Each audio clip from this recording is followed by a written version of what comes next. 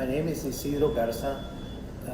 I am a member, I sit on the board of Cesar Chavez Legacy and Educational Foundation. And I have also been with the organization LULAC for 47 years. How have the lives of Cesar Chavez and Dolores Huerta inspired you to advocate for your community? Well, key to the La Causa, key to Cesar Chavez's dedication of his life is to instill in the minds of our communities that the dignity of every person is of utmost importance. And how did he do it? Well, when I come from the fields. I picked every crop. El rebote de la cebolla, the onions, the tomatoes, the watermelons, everything, all the crops that there's not a job out in the field that our family did at one point in time or other do it. And what was so embarrassing would be when my mother or my sisters had to go to the restroom, and there were no restroom facilities in the fields. So they'd have to go find some place where they could hide and take care of their needs.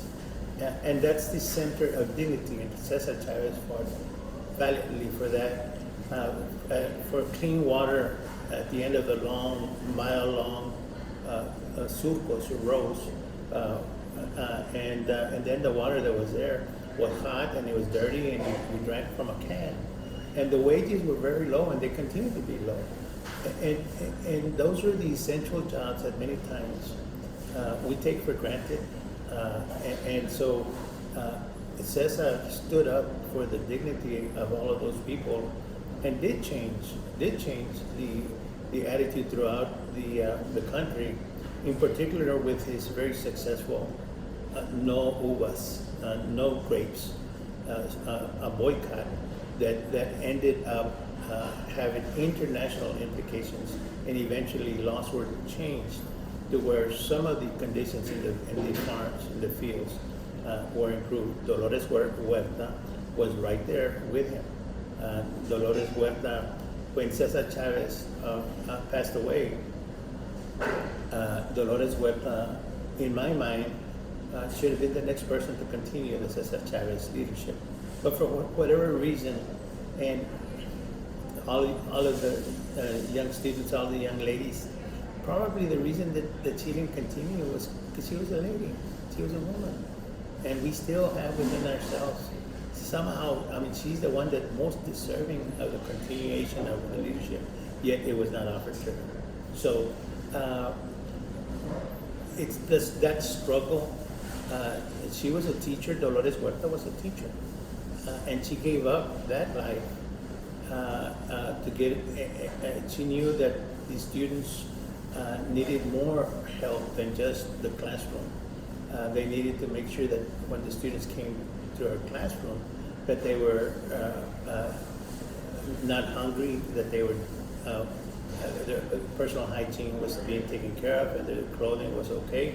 But because they lived in blighted conditions, like most of us, that's usually where our background comes from. That she go and start organizing, and got together with Cesar Chavez and worked all her life. And she continues to work. We're still honored to have her. I think she's going to be 90 this year. And I was with her in March. So she is a great lady, and I hope that we will be able to get her to say a few words to y'all before the day's over. So how is their message relevant today? What's really important is that the communities, we must all work together. There should never be that divisiveness of by any which way, by either political parties, Democrats or Republicans, or by race, Hispanic, Anglo, African American. Their message was always, and their plight was and continues to be unity. The big word unity, unidos. I'll say a little chant. It's in Spanish, but it's la gente unida jamás será vencida. La gente unida jamás será vencida. Unity is what it's all about. We need to work together amongst all races and make sure that everyone, whenever we're saying things, that we're taking in consideration how our words are being received by other people, and always build and edify. That's the message. Instead of divide and destroy, build and edify. And then the other message, very critical message that Cesar Chavez left implanted in my mind is unite, unite, unite. So to what extent does the passion that Cesar Chavez and Dolores Huerta put into their fight to organize for the rights of the farm worker, how does that reflect the work of LULAC, for example? Okay, LULAC was formed in 1929. It was the first and the oldest, it is the oldest organization in the country that fights for the civil rights, the education and financial well-being of the particularly the Hispanic community. That's why it's called League of United Latin American Citizens. It includes all Latin Hispanics, Mexico, Central America, South America, and its chief mission, and it's just a follow-up to the work that Cesar Chavez and Dolores, Cesar Chavez did and Dolores Huerta continues to do, and that is where there's a wrong. What do you do when you run across something that is not right? What do you personally do? Do you turn your head the other way and say, well, let them solve that for themselves? Or do you personally get involved? And it is that personal involvement.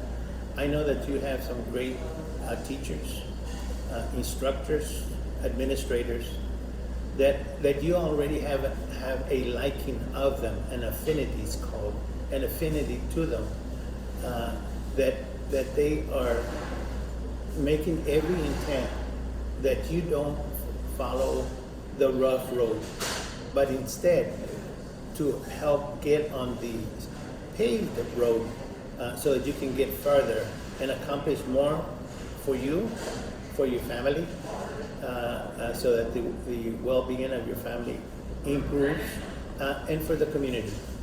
That's what we get from Cesar Chavez and Dolores Huerta, and are just carried out through LULAC. What do you want our K through 12 students to know about Cesar Chavez and Dolores Huerta and their service?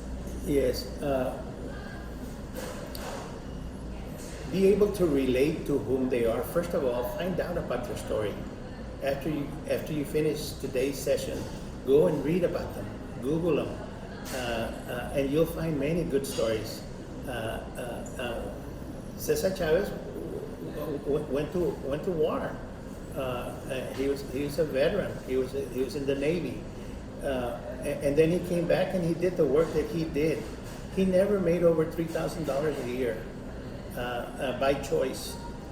He didn't want the people to ever say that he was in this movement for his personal benefit. However, every one of his kids, every one of his children graduated from high school, and everyone graduated from an Ivy school, Harvard, and those the best schools in this country. So it is that education that you're getting here today. Continue on that plight. And in Dolores Huerta was always there for the students. Remember, she was a teacher. She understands what you're going through. And everything that she did and continues to do is to try to encourage you all to do the best you can with your lives. Because that is what is going to bring that benefit back to your family, to you personally, and then to your families. And that's really important. So when you hear the word "si se puede," what does that mean to you, and what do you want it to mean to the kids? Si se puede, si se puede. It's really important to also understand that in English it translates yes we can. And that was a slogan that was used by President Barack Obama in his campaign, and very effective, got elected twice. And that is, don't put any limits on what you can do. There's nothing that you can set your mind to that you cannot accomplish in this great country. So don't shoot for a low bar. Shoot for the stars. Shoot beyond the stars. Anything, it'll make you a better person. Secondly, it'll make your parents so proud of you and your family. It'll make them so proud of what you're doing, because you have a tremendous opportunity to change this world for a better country. There are many things that need to be corrected. Chief among those is this: maintain your value systems that were taught at your house by your mom and your dad and your family. God, family, to serve others. Think of others before you think of yourself, and you will have a great life. And final question, why is their legacy so important and valuable to American history? If we ask ourselves, who is our icon? Who do we have to look up to in the history of the Hispanics? At the very top is Cesar Chavez and Dolores Huerta.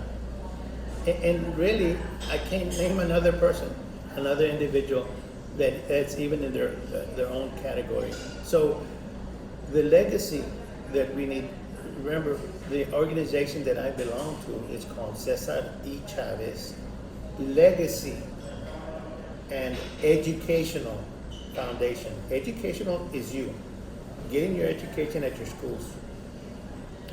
Legacy is to make sure that story, valuable story of these two great people, these two great persons that did so much for so many, that many of the benefits that we're enjoying, we don't even know that they came from them. That legacy is continued and maintained, and that through you, that story continues. Let's not let that story die. Sí se puede. Sí se puede.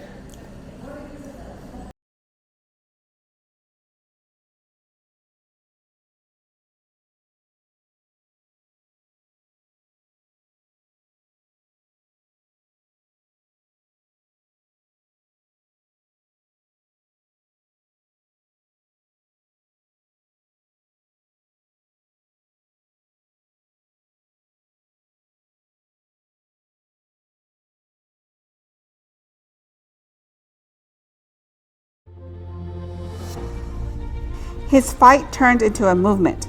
He defended the labor rights of farm workers. Y al mismo tiempo prendía la llama de la esperanza de toda una nación. Today, those victories are still important and are part of all of us, and we must continue to defend them. Cesar Chavez is an inspiration to everyone. His struggle, his legacy is part of the future of this country.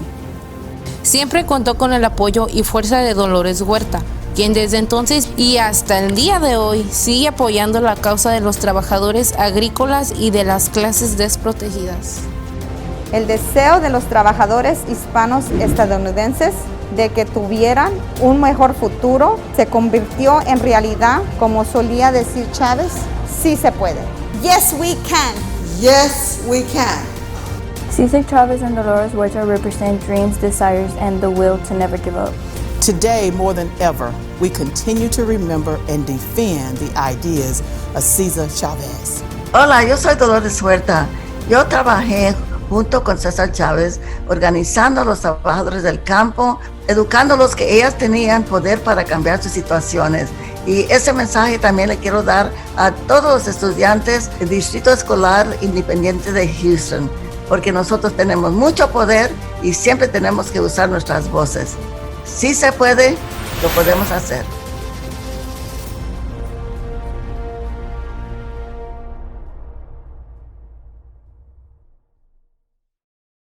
De Cesar Chavez definitivamente tocó mi vida. Welcome, Antonio. Bienvenido, Antonio. Yo soy Ángel Luna, a senior from Heights High School in HISD. y yo soy la voz de los estudiantes como yo. Estamos con Cesar Chavez y Dolores Huerta para proteger los derechos de todos. Today we are hosting and moderating HISD's inaugural Cesar Chavez and Dolores Huerta Student Symposium. We are honoring and celebrating their activist work and giving students the opportunity to know that they too can use their voice because their voice has power. We are excited because we have important people from all over our city joining us, but more specifically, we have Dolores Huerta herself and the son of Cesar Chavez, Paul Chavez, who will speak with us live, so you don't want to miss the entire event. To kick the event off, we would like to welcome our fearless leader, HISD's interim superintendent, Dr. Granita Latham. Good morning. Thank you all so much for a wonderful opening. I'm excited to be here today for our very first Chavez Huerta Student Symposium, broadcasting live from Chavez High School. And how incredible that this event is really being led by our students. So to John and all of the students that are participating today and that have helped work with our area superintendents and members of Team HISD to organize this event, thank you. I'm excited that we're going to hear from students from Lewis Elementary School, Ortiz Middle School, Chavez High School, Fur High School, Wheatley High School. So all across the district, our students will be participating today. Over 50 years ago, Cesar Chavez and Dolores Huerta joined striking farm workers right here in Texas to help demand for fair wages and humane working conditions. And it's a fight that continues today in 2021. And I'm delighted that HISD is leading the way to honor these outstanding community leaders. It's exciting that we will be able to share with all students in HISD that they count, that they matter, and that from the top all the way throughout the district, we value what our students need and what our families need. Oh my gosh, I see one of our special honorees joining us now. She has just logged in. So we're so glad to have you on the call today. Yes, I see you. You just have that favor. She's coming, but we're really excited that she'll be joining us today. And I just once again want to thank all members of Team HISD and our students for organizing this great event today. I'm ready to learn and to listen. So thank you all again for this event. Thank you, Dr. Latham. Muchas gracias a la directora interina del Distrito Escolar Independiente de Houston, la doctora Granita Latham, por sus palabras y le deseamos, por supuesto, la mayor de las suertes en su nueva jornada. We wish you well, Dr. Latham. Thank you for your service and hope the best for you in your new journey. Special thanks from our students to you, Dr. Latham, for your contributions to our district. I also want to thank all of you who have joined us this morning for this great event. Please tweet today's event by tagging @HoustonISD with the hashtag #ThePowerOfYourVoice. Scan the QR code for a chance to win door prizes. We also want to thank all of the sponsors for this event, including LULAC Council Number 19, Tostada Regia Restaurants, Houston Dynamo and Houston Dash, Houston ISD Foundation, Imagina Communications, Hewlett Packard, NetSync, Data Projections, and Association of Hispanic School Administrators. At this time, we have student performances from Lewis Elementary, Park Place Elementary, Peterson Elementary, Rucker Elementary, Ortiz Middle School, Stevenson Middle School, and Chavez High School. The proud principal of Cesar Chavez High School, located in the Houston Independent School District. Today, I humbly come before you, joined by our neighboring campuses to celebrate culture, diversity, and unity. In the words of our namesake, Cesar E. Chavez, together we strive to remember. We cannot seek accomplishments for ourselves and forget about the progress and prosperity of our community. Our ambitions must be broad enough to include the aspirations and needs of others. And it is with that sentiment that we honor Mexican-American culture through the art of music. Today, the Chavez Feeder Pattern Mariachi and Choir will be performing Mexico Americano, a piece that has become known as an anthem to celebrate heritage, and De Colores, a piece that celebrates Mexican folklore. We hope you enjoy. Thank you.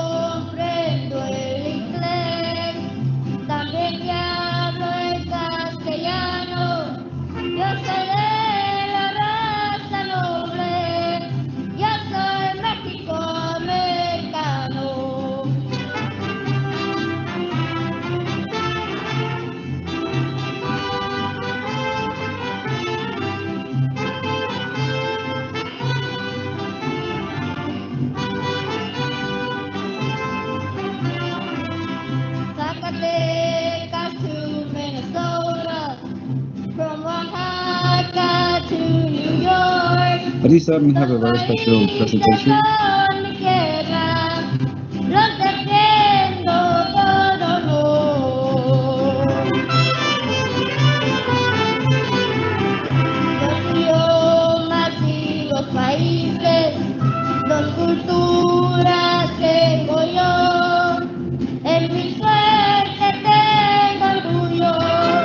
Porque así lo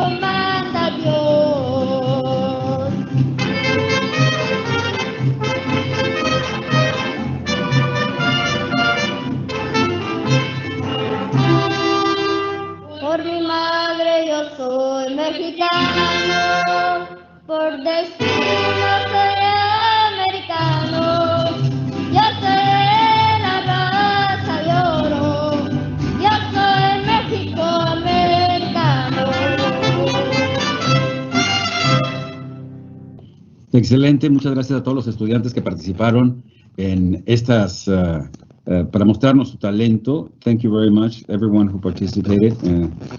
At this time, we would like to introduce one of the honorees of today's event, Miss Dolores Huerta. Es una leyenda viva. She's a living legend. Dolores found her calling as an organizer while serving in the leadership of the Stockton Community Service Organization, or CSO. During this time, she founded the Agricultural Workers Associations, set up voter registration drives, and pressed local governments for barrio improvements. Mejoras en el barrio. In 1955, CSO founder Fred Ross Sr. introduced her to CSO Executive Director Cesar Chavez, a like-minded colleague. The two soon discovered that they shared a common vision of organizing farm workers, an idea that was not in line with the CSO's mission. As a result, Cesar and Dolores resigned from the CSO and launched the National Farm Workers Association in the spring of 1962. Dolores' organizing skills were essential to the growth of this budding organization. Dolores Huerta continues now to work tirelessly, developing leaders and advocating for the working poor, women, children. As founder and president of the Dolores Huerta Foundation, she travels across the country, engaging in campaigns and influencing legislation that supports equality and defends the civil rights. Dolores Huerta continúa dándonos a saber que nuestra voz también cuenta. Con ustedes, la leyenda, Dolores Huerta. Buenos días a todos. So nice. Thank you very much for inviting me for your celebration to celebrate the life of Cesar Chavez. It's wonderful to see all of the young people that are really going to be learning more, because I'm sure you've already learned some things about Cesar. So maybe I can give you a little bit more information.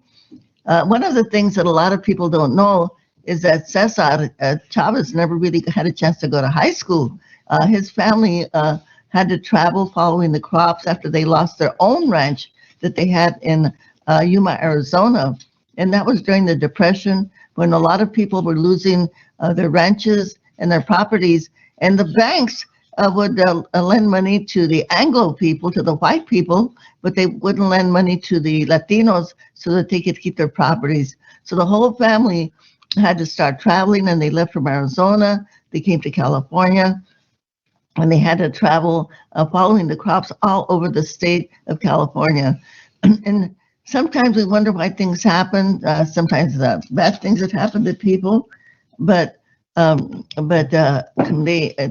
sometimes those bad things happen out to be good, because the fact that Cesar was in California, he was able to start the Farmworkers Union. And the way that Cesar Chavez and I learned how to organize is that there was this gentleman, as it was mentioned a few minutes ago, named Fred Ross Sr., and he taught us how to organize. And when we think of that word organize, it seems like such a big word. And it is a big word. But the way that you organize is not that hard.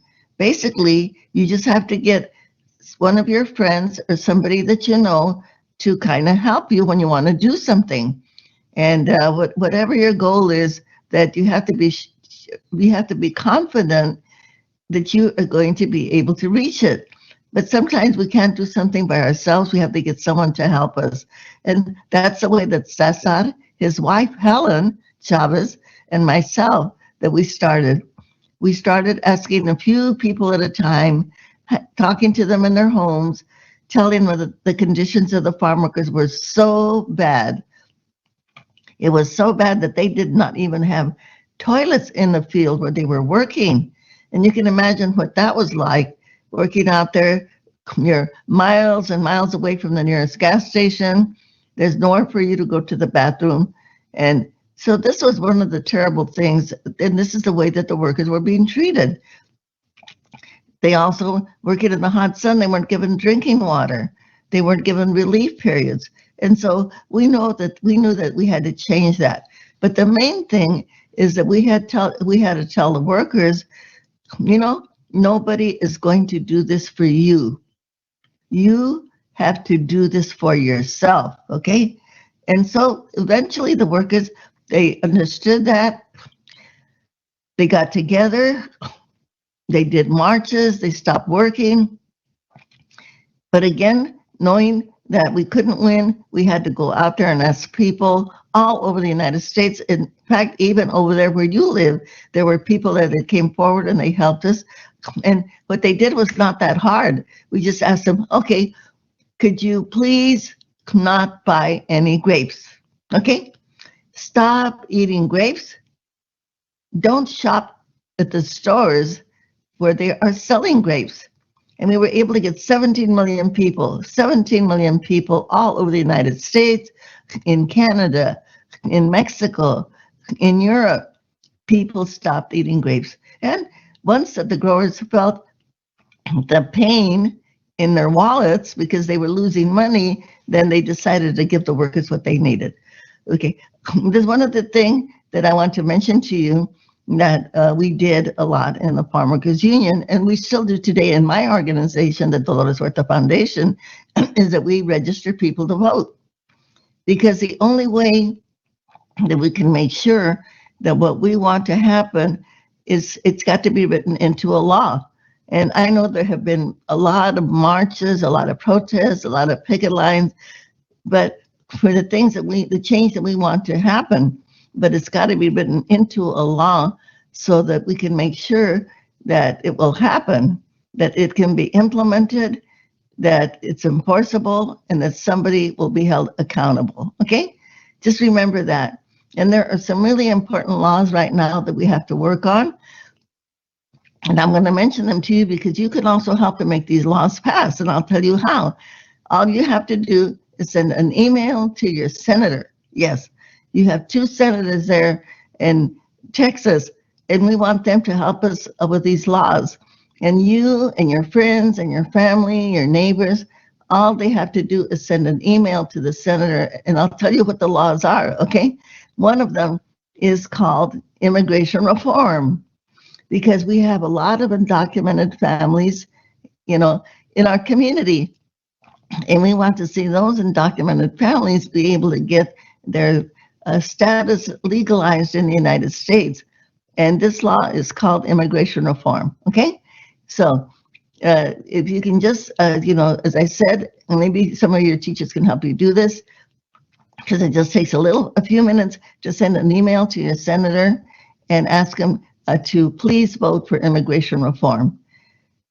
Now, there's another thing that people don't talk about Cesar Chavez a lot, but one of the things that we did is to go door to door and ask people to register to vote. And this is something else that you can do, is talk to your family. I know many of you are not yet old enough to be able to vote, but you can get the word out, because it's important that we get everybody to vote. Now, there's another law that is going to be important for people from Texas, and that is called For the People Act. And that will make sure that everybody can vote and nobody can suppress the vote or try to make it hard for them to vote, okay? So we can make all of that happen. Cesar Chavez did a 25-day water-only fast in Arizona, and after he finished that fast, what he did, he went all the way through Arizona, starting at the Mexican border, and all the way to the northern part of Arizona, getting people to register to vote. And after they finished that voter registration drive, they got the first Latino elected to the state legislature, to the Senate of Arizona, okay? His name was Manuel Peña. So the thing is that in all of our organizing, the one thing that we try to do is to make people understand that they have power. So just remember that. And you have power and you can make things happen. You're able to change things and make things better. And so I just want to, again, thank you very much for celebrating Cesar Chavez Day. And the way to remember Cesar Chavez, of course, is to send those emails that I'm talking about. Send those emails. And remember the farm workers that put the food on your table every single day. And to follow Cesar Chavez's path, You know, we just have to do whatever we can do. And the other thing to remember this is everything that we did it with the philosophy of non-violence. And that means, and when you talk about non-violence, that just doesn't mean in a physical act and not trying to hurt anybody, but also in the way that we speak, to make sure that we're not disrespectful to other people. And it's okay, we all of us are human, and sometimes we get angry, but we want to turn that anger into positive energy. And if you get discriminated against, you know, because somebody treats you bad, because you happen to be Latino, it's okay to feel bad about that. But you know that comes from their ignorance, because they have not really been taught what the contributions of the Latinos have been to our country. And I like to say to people, look at a map of the United States before 1848. And if you look at that map, what you will see, 1/3 of the United States was Mexico, including Texas, Arizona, California, even little parts of Oregon and Colorado, okay? So if somebody tells you, go back where you came from and you happen to be a Latino, tell them, you know what? We are where we came from. We were here before the United States was the United States, and we are the indigenous people, the native peoples, not only of the United States, but of the continent of North America and South America. So the real immigrants that came to our country came from Europe. Yeah, they are the real immigrants. And eventually, they were able to become citizens of the United States. And so all of our undocumented people that we have right now, they can also become legal residents and eventually citizens of the United States. And that's why it is really important that we, again, like I said, asked you a little while ago, to send that email, or if you can't send the email, and I think most of you can, pick up your telephone and call your senator and say, please vote for immigration reform, okay? We could all do that. You know, Michael Moore, this is a man who makes documentary films, and he said this one time, and I'm gonna copy what he said. And he said, when we wake up in the morning, we wash our face, we brush our teeth, and then we can call our congressman, okay?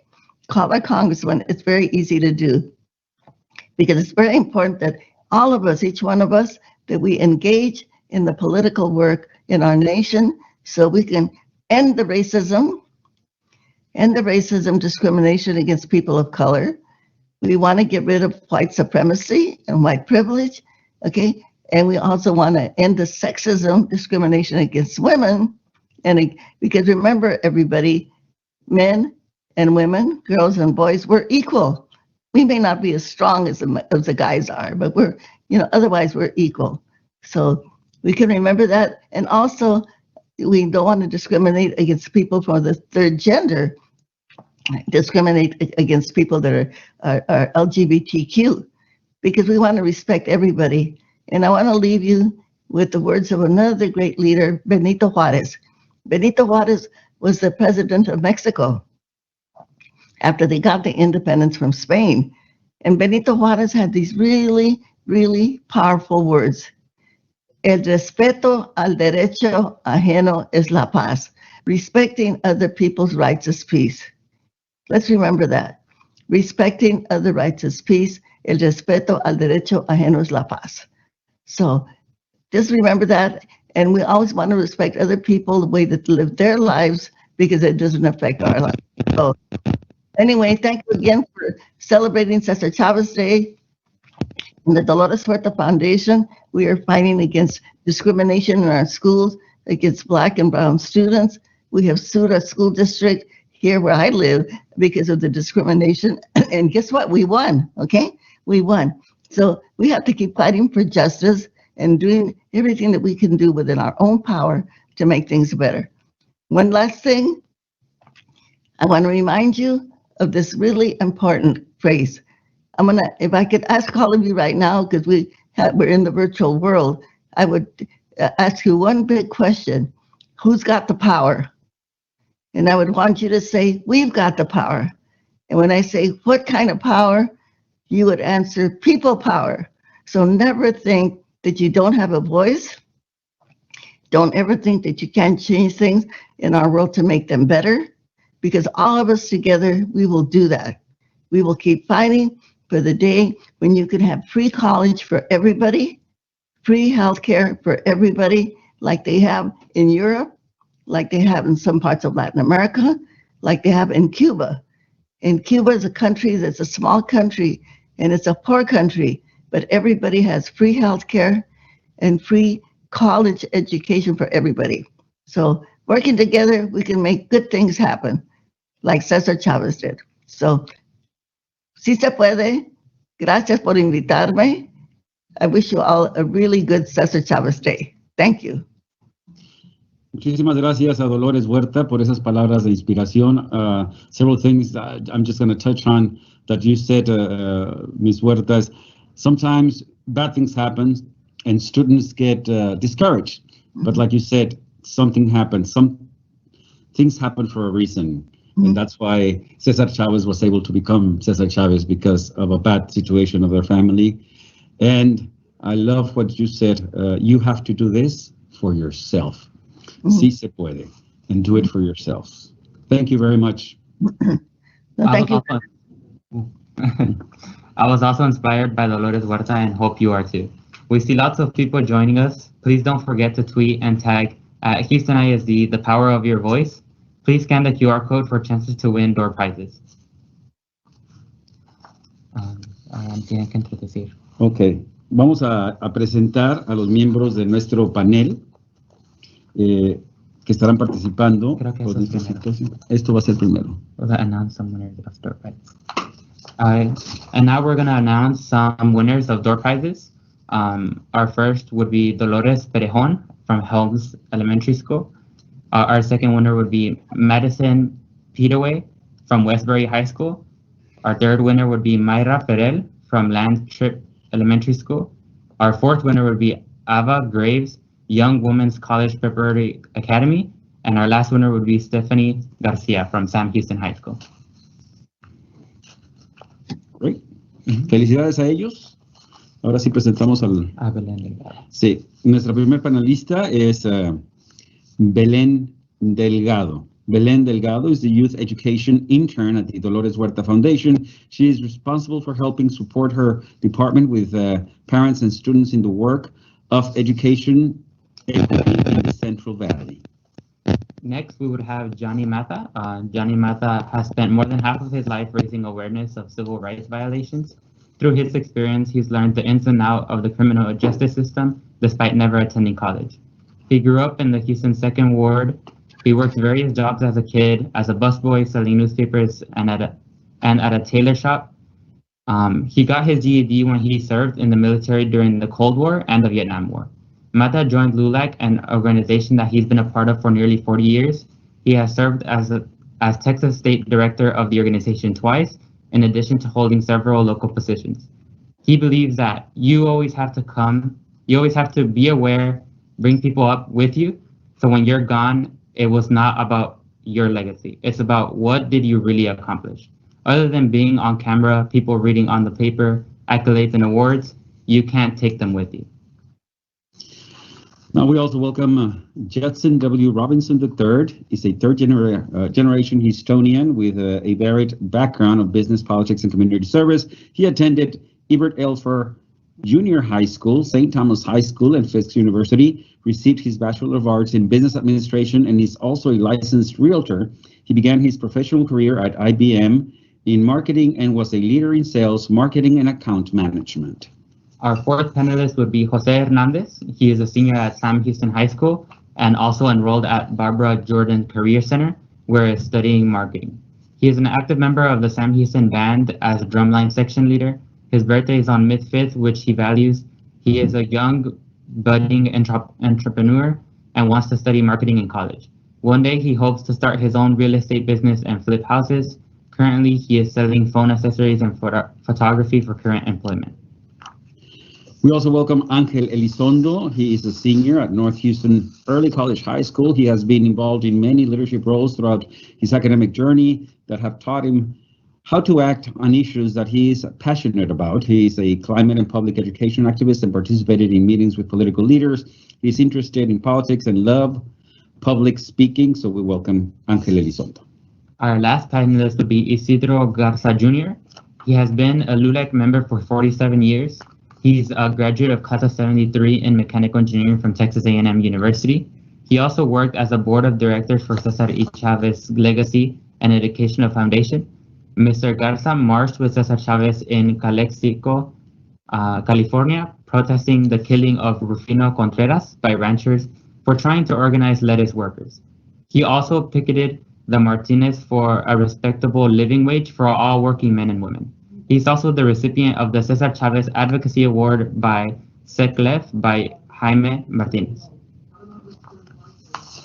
Welcome, everybody. I hope that you are comfortable where you're at. This is our new reality, doing all this through virtual. So we want to start our discussion. Our first question would go for Ms. Belen. We would ask her, Dolores Huerta and Cesar Chavez are known for addressing workers' rights. How relevant is their work now? Hi, yes, it's super important and still relevant to our work today. To this day, our organizers at the Dolores Huerta Foundation have a strong relationship with farm workers. And this trust and communication that was established during the 60s, during the workers' rights movement, has greatly helped us during the COVID-19 pandemic. We're currently helping farm workers know that they're eligible for the COVID vaccine. And this goes to show the critical relationship that we have with the workers, because they use us as an avenue of information, and we're trying to help them during these hard times and beyond. The foundation and its organizers are very integral to our communities, and we help guide others and teach them more about civic education.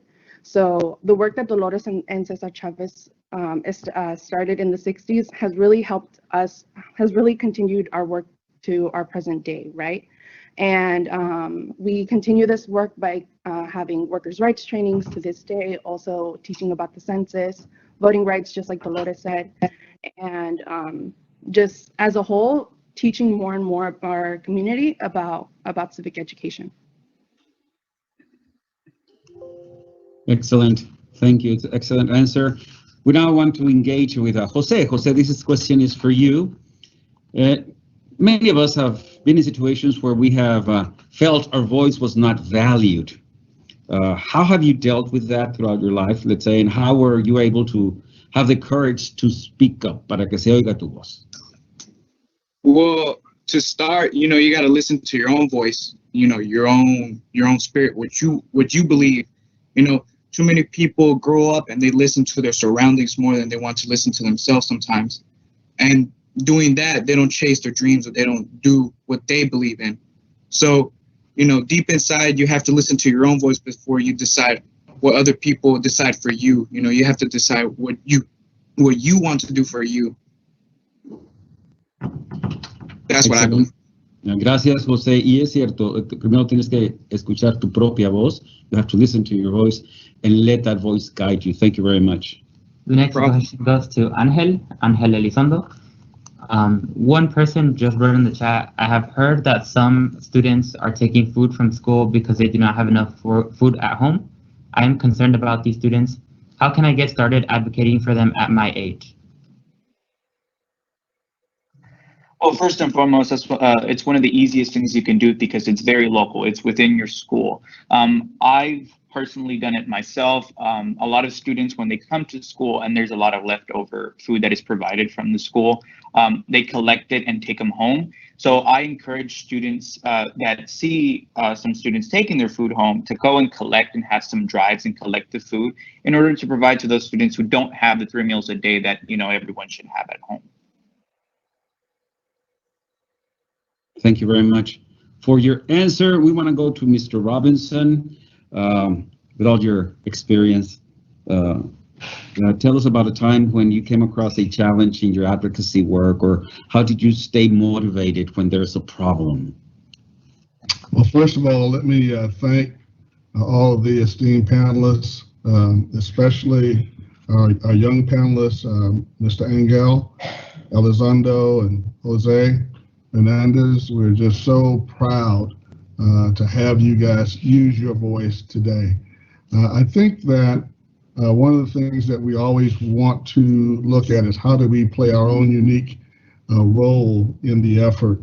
I recall the big march that we had here in Houston as a result of the George Floyd death, and how many people took to the street, which was certainly an appropriate measure to take. One of the ways in which we distinguished ourselves was to go on television and to tell the story of the history of George Floyd, his community, his education, his upbringing, what it was like to live in a neighborhood like he did, so that we helped to broaden the message perhaps to those who did not understand why people were angry and why people were protesting in the street. So we all have to do our part to ensure that our voices are heard in its own unique way. Some may choose to do that through art, through education, through demonstration, but through whatever your unique gift is. It may be just your voice itself. You may be a great motivator and articulator of a point of view. Find your joy, find your power, use it to enhance and better mankind. This tragic events in American history that has brought together thousands of people, not only in the U.S., but in other countries, and it is very important to maintain. And I must add, just much like Dolores Huerta and Cesar Chavez, in a non-violent manner, much like Martin Mahatma Gandhi. These were all great leaders and students of the way to move the process of progress. And it's important to tell the young people who are watching this today, you can actually just go out to the street together with no violence and make a statement. Absolutely. Absolutely. Thank you, Mr. Robinson. Thank you.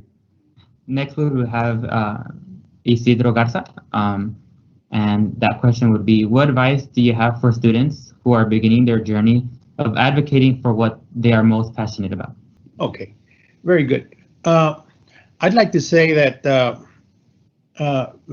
before I answer the question, is that we're not celebrating Cesar Chavez Day. We're celebrating Cesar Chavez Dolores Huerta.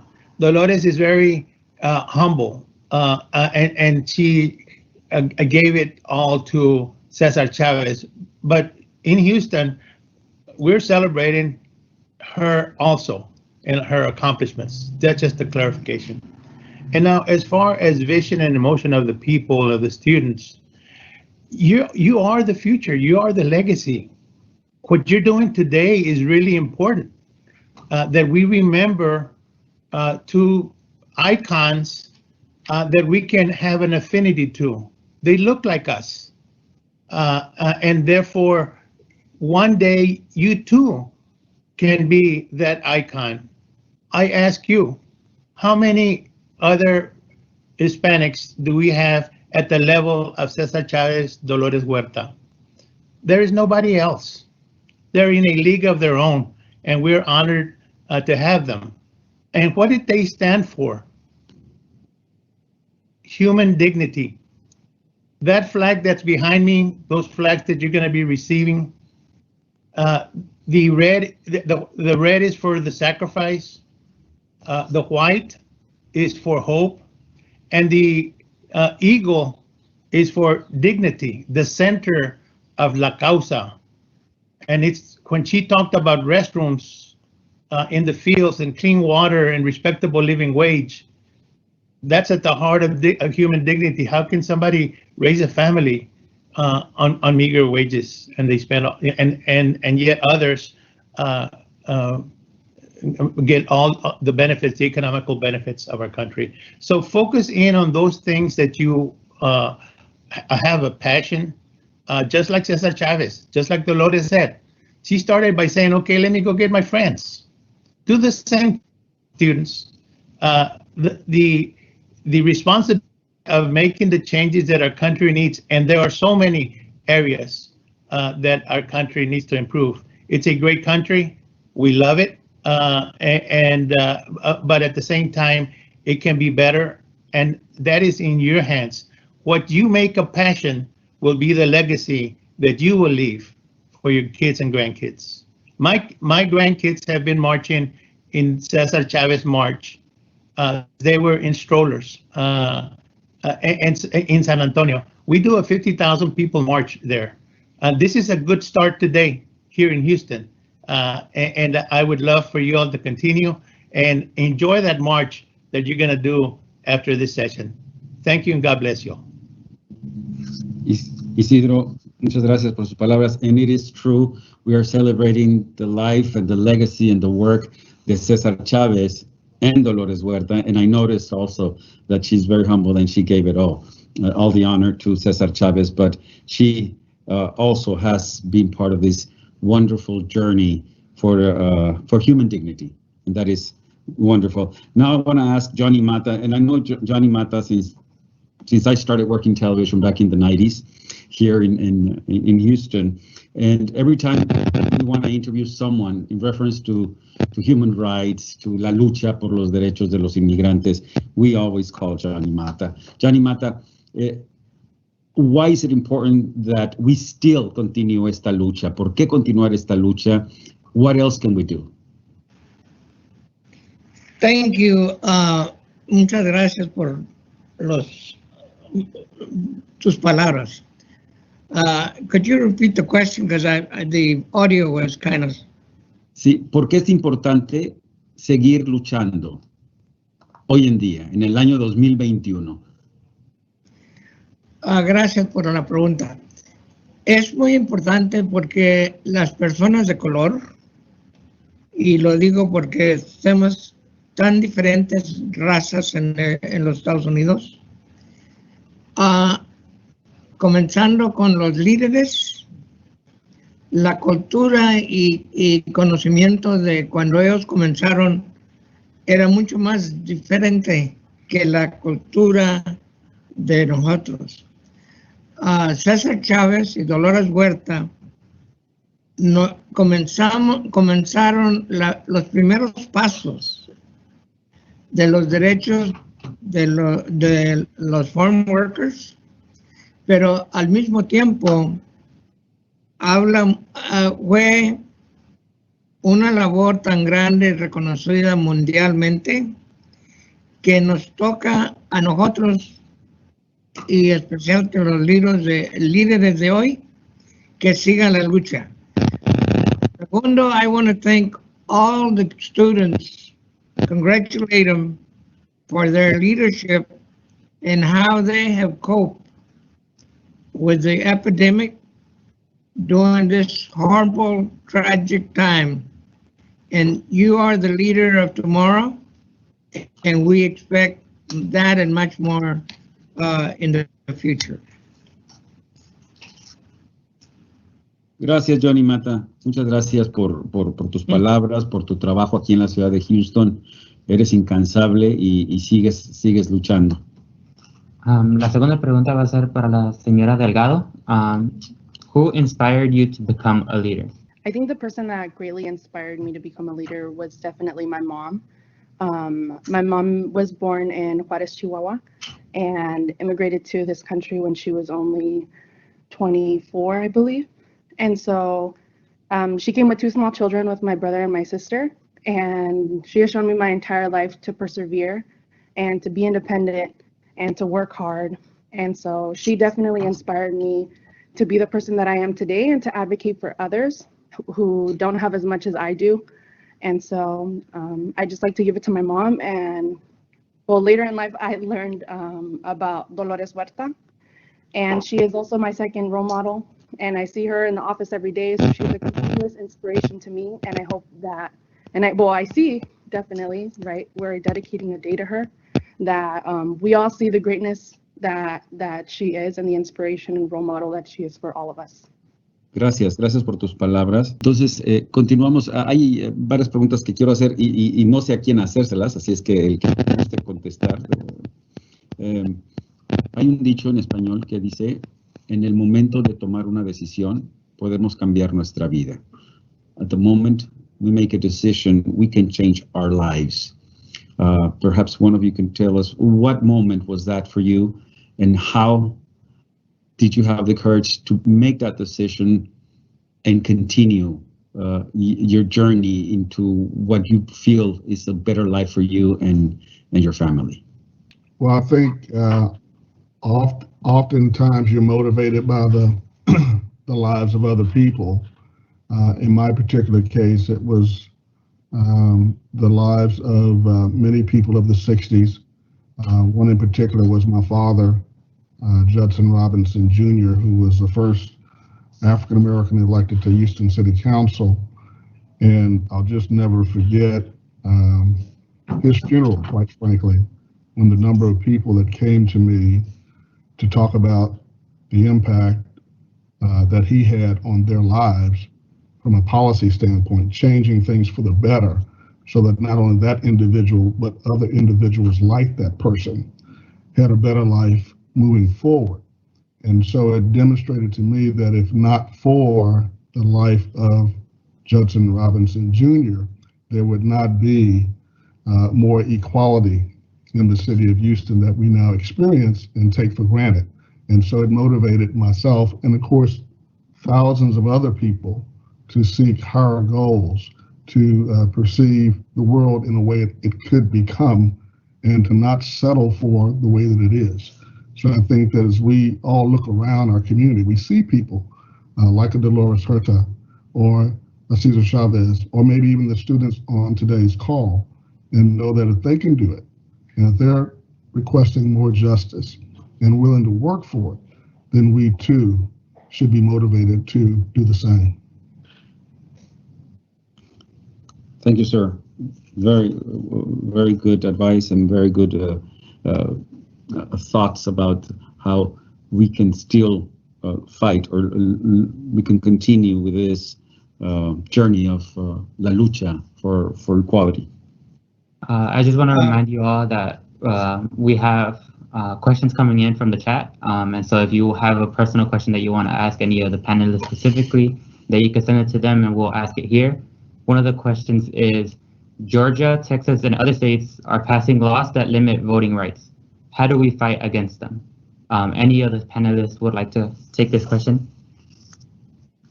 I would like to first, before we get ahead of ourselves, is that the question that was asked prior to my colleague. Right now, we're in the crossroads of reverting back to the Jim Crow days. If you look at the challenge to the election rights, particularly that would affect the epidemic that has shown how many people. We lost Mr. Amata. Okay, we seem to have a little technical difficulty. This other question was sent by someone through, and there's more questions coming. And I think Mr. Robinson touched on this in his participation. How did seeing the protest this summer inspire or resonate with you? That's a question being asked by one of the students and any member of the panel that wishes to answer. How did seeing the protests this summer inspire or resonate with you? I'll take that.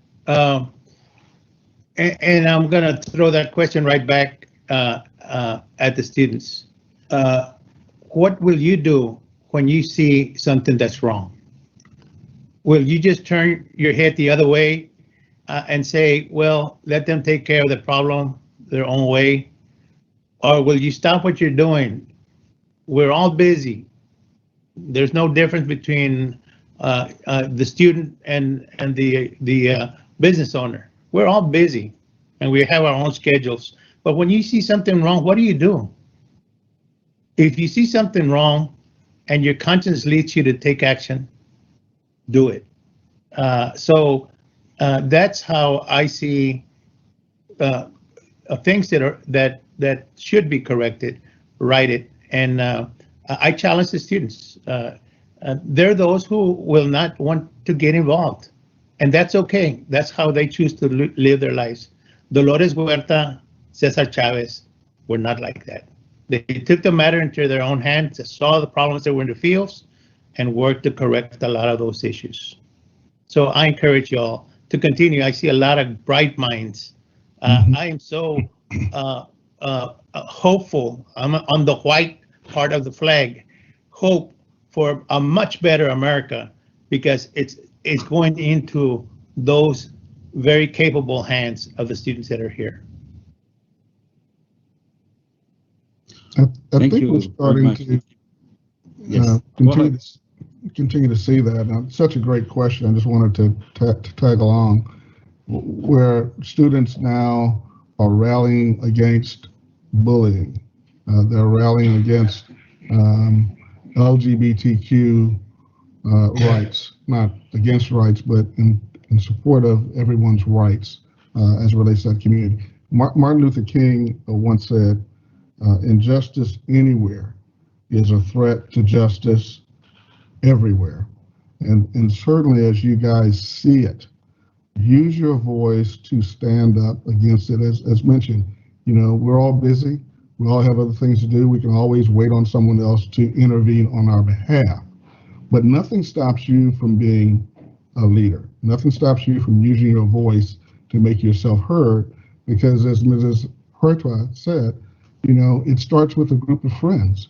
You call 3 or 4 of your friends, have a discussion about whatever it is that you're concerned about, and you can move forward. And all of a sudden that 3 or 4 moves to 300 or 400, and 300 or 400 moves to 3,000 or 4,000, and so on and so on. Thank you so much for your response. We have more questions coming in from the chat. It would say, some of my friends and family says voting doesn't matter. What can I say to convince them that it is important for a change? I'd like to take that question. Something that I've seen recently in the recent election cycle is a lot of people saying that their vote would not count, that their vote is merely just, you know, it's gonna go to the other candidate or whatnot. The one thing that I learned through the 2020 election cycle and some of the runoff elections that really played a role is that your vote matters. Georgia showed us how important their vote mattered. It decided the control of the United States Senate. But it also shows that if people rally enough, if people get together in their community, that they can have huge turnout that can make very big implications nationwide. So when people are doubting their civic duty of voting and not using that right and voicing their concerns in the ballot box, it's kind of worrying to me. I know that moving forward, people are seeing the importance of voting and seeing that their vote counts and that their voice matters. Thank you, and I think it was the results of the election in this last year definitely showed that every vote counts, and that people have to participate and register to vote, and that is one of the wonderful powers that we have in this country, the right to vote. And those people in my career throughout the years, they're always saying, no vale nada, no sirve de nada, para que voto, your vote does count. So please, as soon as you hit your 18th birthday, register and participate with your vote. I would like to add on that I know we've been addressing the presidential election, but it goes beyond just the presidential election. It goes into your own state, your own city government, your own state government, which your senators, everybody plays an important part on your future. And it's not just surrounding the president because they do not hold the entire power. And so it is important to continuously vote consistently throughout your years, not just every 4 years for the president. And then our next question would be, what are the 3 things students should consider when trying to organize and voice their concerns? I would like to take this question. So one of the 3 things I believe when you're trying to get people together as a group to, vote or rally against something you believe is wrong or right, is you got to get people who are very like-minded, maybe start off with a group of friends. And then, if you're in a school, there's lots of administrators who, are more than happy to support the students and will join, And like, earlier in the presentation, someone mentioned by emailing people and making phone calls, anything's possible in large amounts of groups, No one's just going to listen to one person, you got to work together, It's more stronger, more powerful, more like-minded people have more, it's louder than just one person, Everyone's voice together is stronger than just one. That's, what I believe in, the 3 steps into making a good group to change something or make a change. And yeah, that's my belief. I think another thing that when Cesar Chavez and Dolores Huerta didn't have the internet, they moved people de palabra en palabra. Now with the internet, the potential is there to mobilize thousands of people. Y un ejemplo, se sale en Centroamérica, en algunos países como Honduras, un anuncio de que va a empezar una caravana y la gente se junta en un lugar y se viene caminando en busca de una mejor vida. El uso del internet, the internet, it could be a great tool to start mobilizing and helping others. And I just wanted to add that. And another question that was sent to us was, how do you get other groups to work together to support the fight for equality and social injustice? And anyone can answer that one, and we have more questions coming. That's wonderful. Okay, another question here is, how do we join the groups represented here? So maybe Belen can answer that question. What do we want to be part of the Dolores Huerta Foundation, let's say? Hi, yeah, if you guys totally want to be a part of we have a youth program at the Dolores Huerta Foundation, and they are very strong in teaching us our leadership skills, more about civic education, voting rights, and you can find all of this information at doloreshuerta.org, and as well as our Instagram. And we have links on there on how to join our youth group and their trainings. And we would love to have you so that you can learn more about Dolores Huerta herself, but also just to learn how to advocate for yourself in your own local communities. So I hope to see you guys there in our trainings, and I'll wait for you. The next question I would like Angel or Jose to answer. And it's, are there volunteer projects that students can do to impact the movement? Yes, there's always community service you can do. There's always things you can do in the community. There's always groups, they're always everywhere on Facebook where it comes to, just the Houston community, helping the homeless, giving out stuff. Those are just little things you can do to make, your city, the world a better place. There's always, groups of people just out there, giving out free stuff, giving out help, and they need volunteers. And, that's one of the ways, they can make a change. Yeah, I'd like to add on to Jose's point. Right after this tragic winter storm that we experienced this past month here in Texas, one of the things that we were able to do was easily go out and volunteer. And a lot of people were signing up to the Houston Food Bank, giving their time there, and provide meals to people who unfortunately could not have meals due to the power outages or the water boil notice that we had across the city of Houston. So there's things like that. After natural disasters in that may, or even just going out and volunteering at planting trees, cleaning up litter, things in that nature that just better your community and help out the constituents in your area. I feel like I could add on to that when it comes to how they mentioned natural disasters, especially here in Houston. Year after year, we get hurricanes that come. Everybody remembers Harvey. But one of the most important and proud spirits that we have here in Houston is the way we collaborate and we get together after natural disasters, after our communities are hurt, after our communities are down. We get together and help each other out. in any way possible. And I feel like that volunteering is extremely important. Our next question would be, what does it take to elect representatives that truly serve the needs of the people, especially oppressed groups?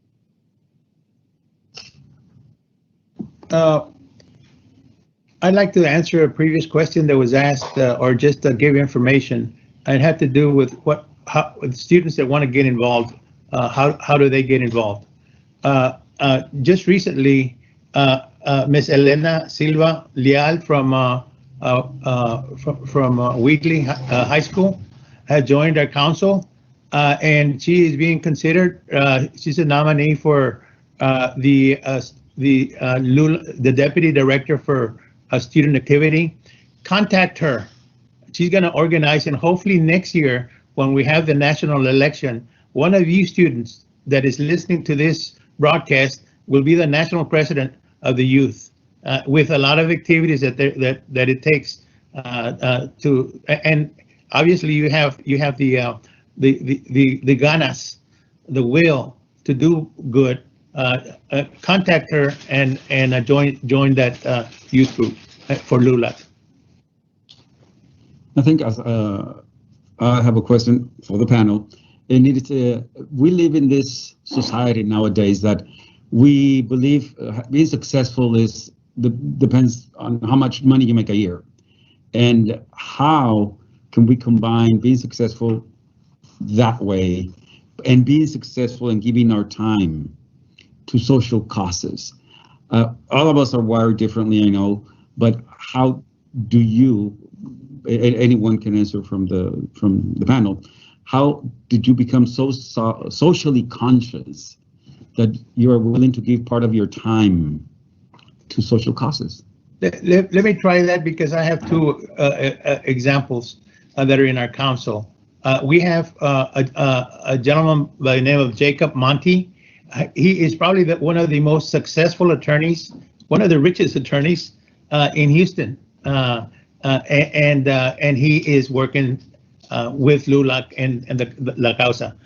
The other person who is already there present, Gilbert Garcia. Gilbert Garcia just finished hitting, listen to what I'm going to say, $17 billion in his business. He's an investment banker, one of the few Hispanic investment bankers in the world, in our country for sure. And so, yes, you can do both. You don't have to stay poor to be in the fight. As a matter of fact, there's an old saying: si alguien se está ahogando, if somebody's drowning, and you don't know how to swim and you jump in, probably both of you are gonna sink. But if you're economically strong, and so that's when you can do the most benefit for our community. So keep your aspirations to serve others, but at the same time, keep your focus on your studies so that you will make good money. Just like the two examples that I just finished mentioning. Our company has an engineering company. We have about 30 employees. My sons run it, and so we can do both. Thank you very much.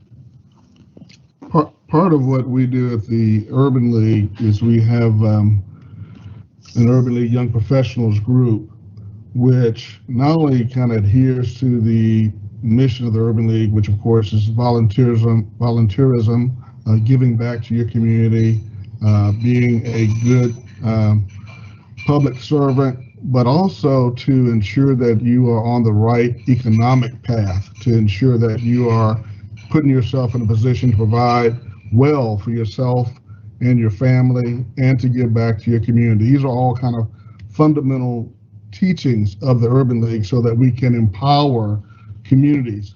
There are those who will be more civic minded and care more about simply leading and being engaged and involved. And of course, there'll be others that care more about their financial success. But when you have a good blend of all of that, it doesn't matter where you are on the spectrum, as long as you are on that spectrum and you know how to give back and you know how to build wealth. And those are fundamental teachings of the Urban League that we can help provide. I encourage you guys to go to www.haul.org, where you not only learn about some of those things, but also some of the programs that we offer to help strengthen your family. It might be helping you get a job or a better education or starting a small business or buying your first home. But all these are things that are fundamental to the success of any family, of any individual. You have to be healthy, educated, you have to have a job, you have to have a place to stay. You know, if you got those fundamental things going for you and you're with the right kind of people, chances are you're going to be having the right kind of discussions to promote economic sustainability and wealth development. Great. Thank you very much for your answers. I know we've mentioned a lot of programs today, and one of the questions coming in from the chat is how old do you have to be to join these youth programs that we've been mentioning? For the LULAC Youth Council, it's 15 years. Our next question would be, how can Hispanics have a voice and not be fearful to speak regardless of immigration status? Once again, the question was, how could we participate and not be afraid if we don't have a so-called legal status in the U.S.? Can I answer this one? Yes. So one way that you can, speak without being afraid of, this immigration system is by staying in large groups, let them threaten you. There are groups that will defend you, everyone has phones, pull that out, record, they can't touch you. Even if you are an immigrant, we all have human rights here in the United States. And, stay in large groups, they can't take you all, that's why it's better to be in a big group, they can't take all of you, and even then, don't be afraid of speaking out. If you are doing nothing violent, they can't touch you, it's a peaceful protest. That's why it's always better to do peaceful protests than violent protests, because then they cannot touch you and you are heard better. There's always going to be foundations that defend immigrants, as equal as everyone. La unión hace la fuerza, so staying in large groups. Thank you very much. Yes, and the next question would be, does anyone in the panel have any suggestions on how to inspire minority voters to get to the polls in all elections? I can answer. I'll answer it. I would say, especially coming from Heights High School, many high schools nowadays have events where students can volunteer within the polls. And so they work with advertisement, they work with social media. Like we mentioned before, collaboration is key. And so if you have a group of friends that are passionate about this, you could start your own drive where you could go door to door in minority communities and get people to start registering to vote. You could do it through social media. You could do it at school. There's multiple ways and degrees of volunteer that you want to do. You could simply go to the polls and work the day, or you could go house to house. It's always up to you, but most importantly, the action is what matters. Right. Any other question? I would like to add on to that. Yes.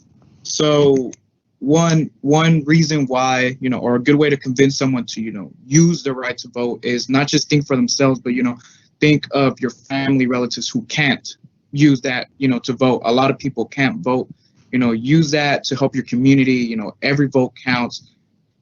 By you voting, you are helping your family, your community have a better chance of having a better future. Thank you very much. Thank you. And now I would personally like to answer this question. Which young activists are you watching? Who is leading the next generation? And that's us. We are watching ourselves every single day on our actions moving on to the future. I know as a senior, it's very daunting. College is coming, life is coming, but it's exciting. Being able to have things in your control, being able to do what you want to do to create a change in your community. Even it just goes beyond us. You can see people who are younger than us creating a change. And it doesn't really matter your age, as long as you're extremely passionate and you push for your actions to create the change. You just watch other leaders and you could be the leader. Another question that was given to us, Ms. Huerta mentioned sexism. and now anyone from the panel can answer this one. How do we help young men support women's issues? Well, I think it begins with dialogue. I think the importance of having these groups that we're all talking about coming together so that we can get these issues on the table and to make sure that all voices are again being heard, to put ourselves in the shoes of others, be they male or female or different organizations or ethnicities or whatever it is.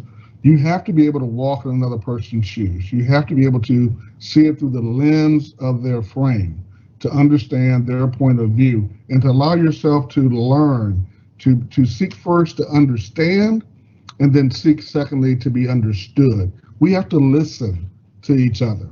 And the only way we do that is by bringing, ourselves together. We can use this social media tool. We can use Zoom calls and Meetup and all the different technologies and platforms that we have now to our advantage, to our community's advantage.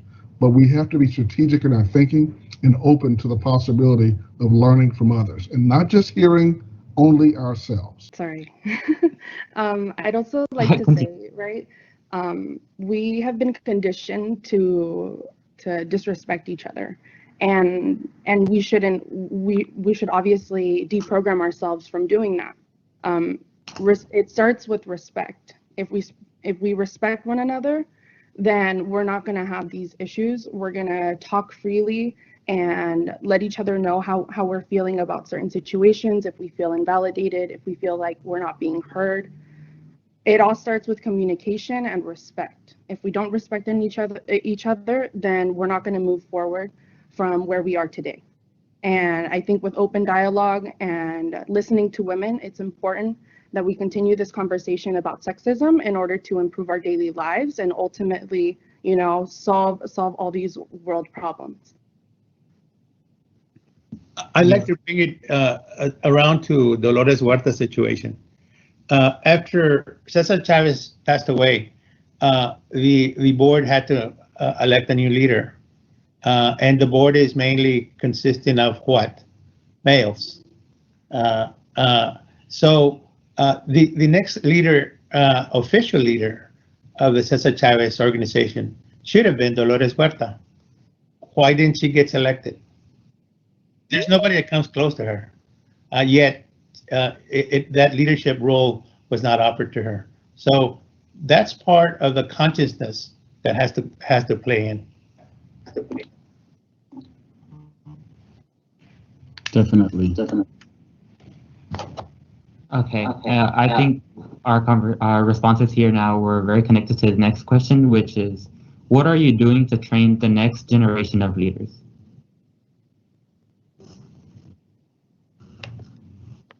I'd like to answer that one. One of the main things that I see around people my generation and people and students in school right now is they think their voice doesn't matter. Like mentioned before, people are saying as soon as you turn 18, go to the ballot box, cast your ballot, vote. But these students see that they can't do that, so they're discouraged from being a voice, from acting. And I feel like we need to encourage them, educate them that it doesn't matter what age you are, that you can be 12, 15, 17, 18, and you can still go out there and be the voice that, a lot of these students are missing, and be an inspiration to others in that same generation who are going to be the future leaders in our community. So it's important that we just not encourage them, but educate them in what is exactly they need to do.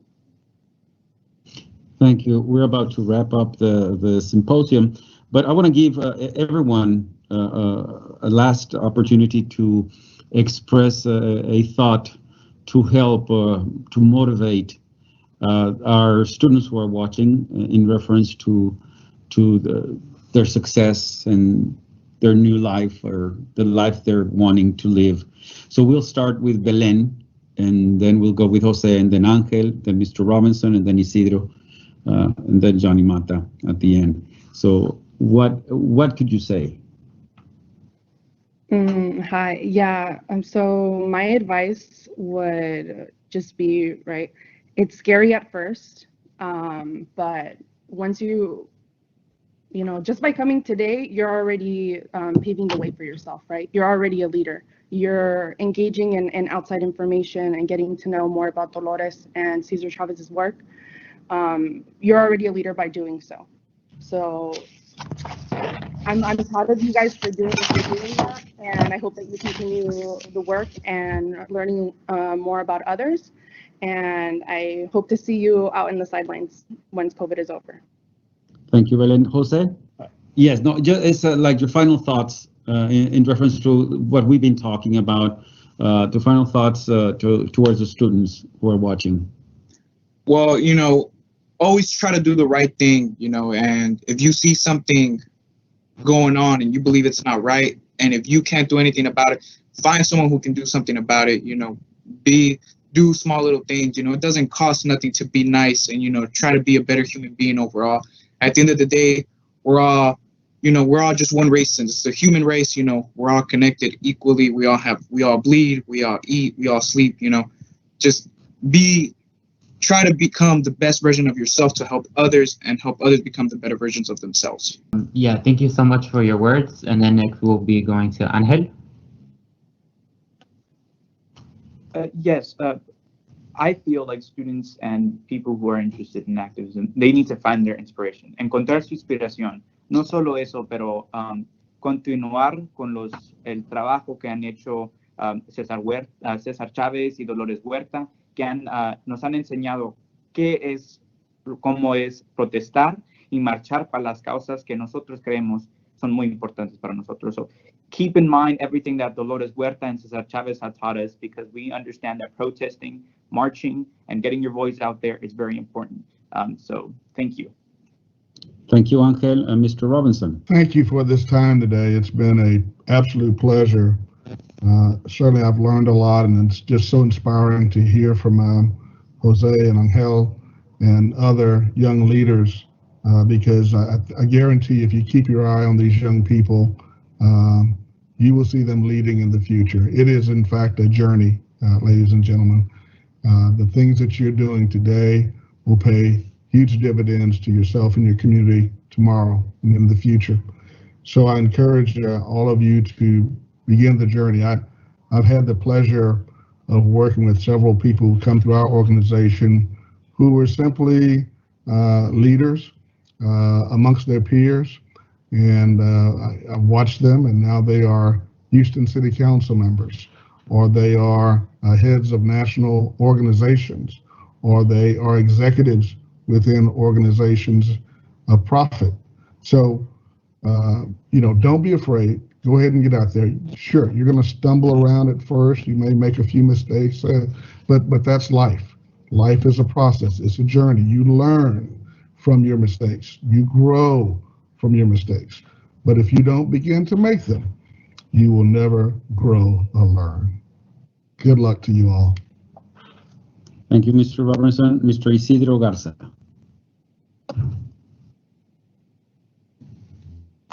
I'd like to call the attention of the picture that's right behind you of Cesar Chavez with a shovel and a hoe.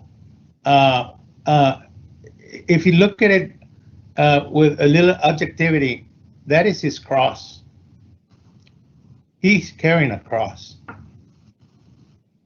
The red in the flag, designed by Richard, stands for sacrifice.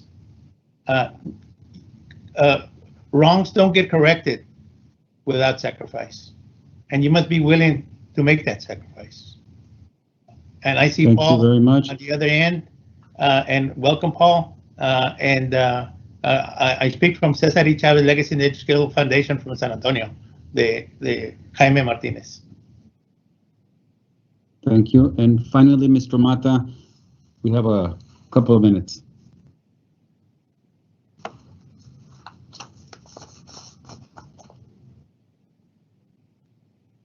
I don't think he could hear us. I think we lost you. Okay, want to thank all of the students who joined virtually and engaged in the discussion this morning. We will also want to thank the members of the panel for taking out their time to talk with the students in HISD about advocacy and the power of their voice. Please continue to tweet at Houston ISD the power of your voice. And now I will announce some some additional door prizes from the raffle. Our first winner would be Crisabel Salinas from Gregory Lincoln, Ms. Vanessa Saldana from Hog Middle School, Denise Ramirez Sanchez from Franklin Elementary School, Evelyn Cortez from Milby High School, and Luis Carrillo from Sharpstown International. At this time, we'll have Mr. Cesar Martinez and Dr. Giovanni Ponce, Area Superintendent in Houston ISD, to present the winners of the Cesar Chavez Dolores Huerta Student Advocacy Projects. Buenos días a todos. Mi nombre es Giovanni Ponce. Soy el orgulloso superintendente del área este de Houston ISD. Where then be able to present the work via the essay, documentary, or website. Finally, based on a rubric, all the projects were judged by a committee. And at this time, we are excited to announce the runner-ups.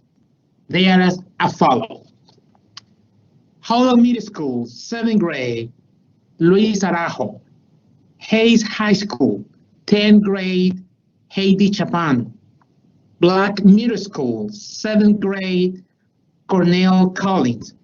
Peanut Middle School, 8th grade, Margot Martin. Westbury High School, 12th grade, Stephanie Martinez. Cashmere High School, 12th grade, Abigail Reina. Hayes High School, 11th grade, Erin Smart. Black Middle School, 7th grade, Christina Thomas. McRaynolds Middle School, 7th grade, Sanaya Walker. And Lanier Middle School, 8th grade, Journey Washington. Well done, students. They will each receive a $100 gift card. Thank you. And si se puede. Thank you, Cesar. Thank you, Cesar. Thank you, Dr. Ponce. And now, the winners of Chavez Advocacy Project in the essay category. The winners are Angel Javier of North Houston Early College High School and Solomon Kino of Jane Long Academy. At this time, I would like for Angel Javier and Solomon to introduce themselves, provide us with the name of their project and a brief description of it.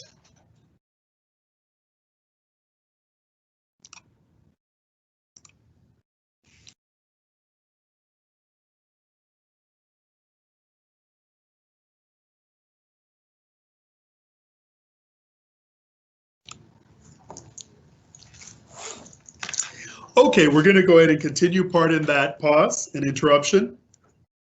Again, a big congratulations to both Angel Javier and Solomon, our winners of the essay category. In the documentary category, the winners are Aiden Flores of Wilson Montessori School and Alejandra Rodriguez of Cashmere High School. Big congratulations to both Aiden and Alejandra. And finally, in our website category, the winners are Edward Lopez of East Early College High School and Helen Shibru of Long Academy. Congratulations to both Edward and Helen. All winners, thanks to our sponsors, will receive the following: a $275 scholarship, a technology device, and a $50 gift card courtesy of Tostada Regia Restaurants. Once again, we want to give a big shout out to all of the runner-ups, the winners, the students who participated in the advocacy project competition, and their parents and teachers who supported them. Felicidades. And now, back to you, Antonio. Gracias por continuar con nosotros. Estamos en este Symposium de Cesar Chavez y Dolores Huerta. Thank you very much, Mr. Martinez and Dr. Ponce, and congratulations to all the winners. Now I would like to introduce Paul Chavez, son of Cesar Chavez, and the president of the Cesar Chavez Foundation, to provide our closing keynote address. He has spent his entire life with the farm worker movement. Paul was a union organizer, negotiator, and a personal assistant to his father. He managed the UFW's direct marketing operation and was the union's lobbyist in Sacramento and Washington, D.C. Since 1991, Paul Chavez has led the Cesar Chavez Foundation, also founded in the 60s, spearheading its impressive growth and dramatically improving the lives of farm workers, Latinos, and other poor working families throughout the Southwest. Under his leadership, it built and operates an affordable housing portfolio worth $900 million.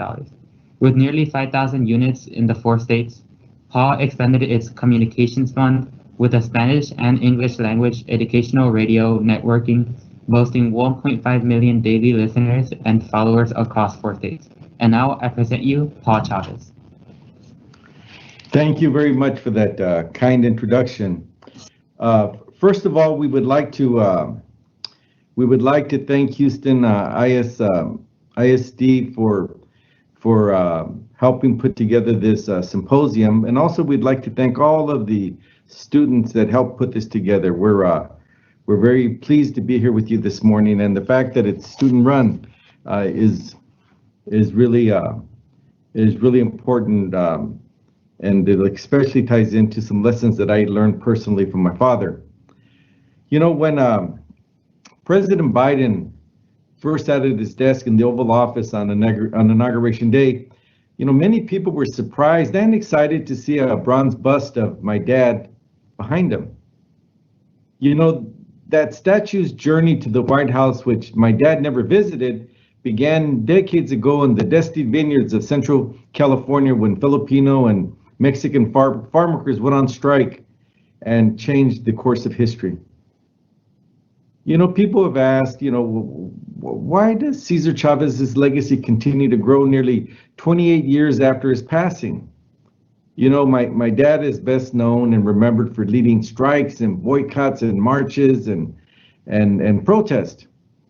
But I believe that history was made because he had this idea that the poorest of the poor, the least educated amongst us, could take on one of the biggest and most powerful industries and prevail.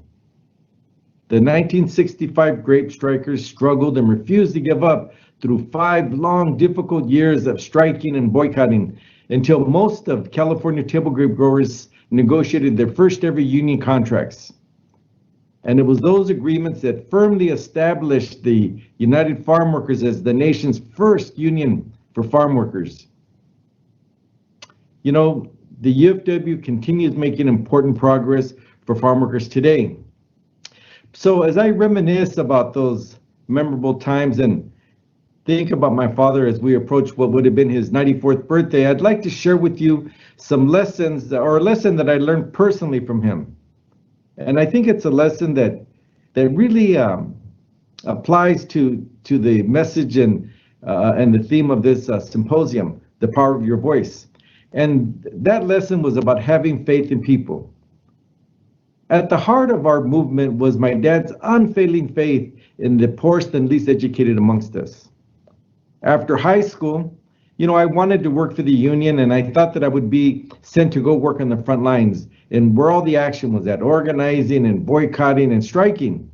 But my dad promptly put me to work in the union's print shop, something that I didn't know anything about, and to be honest, I really had little interest in. But I worked at it, and over time I became a pretty decent printer.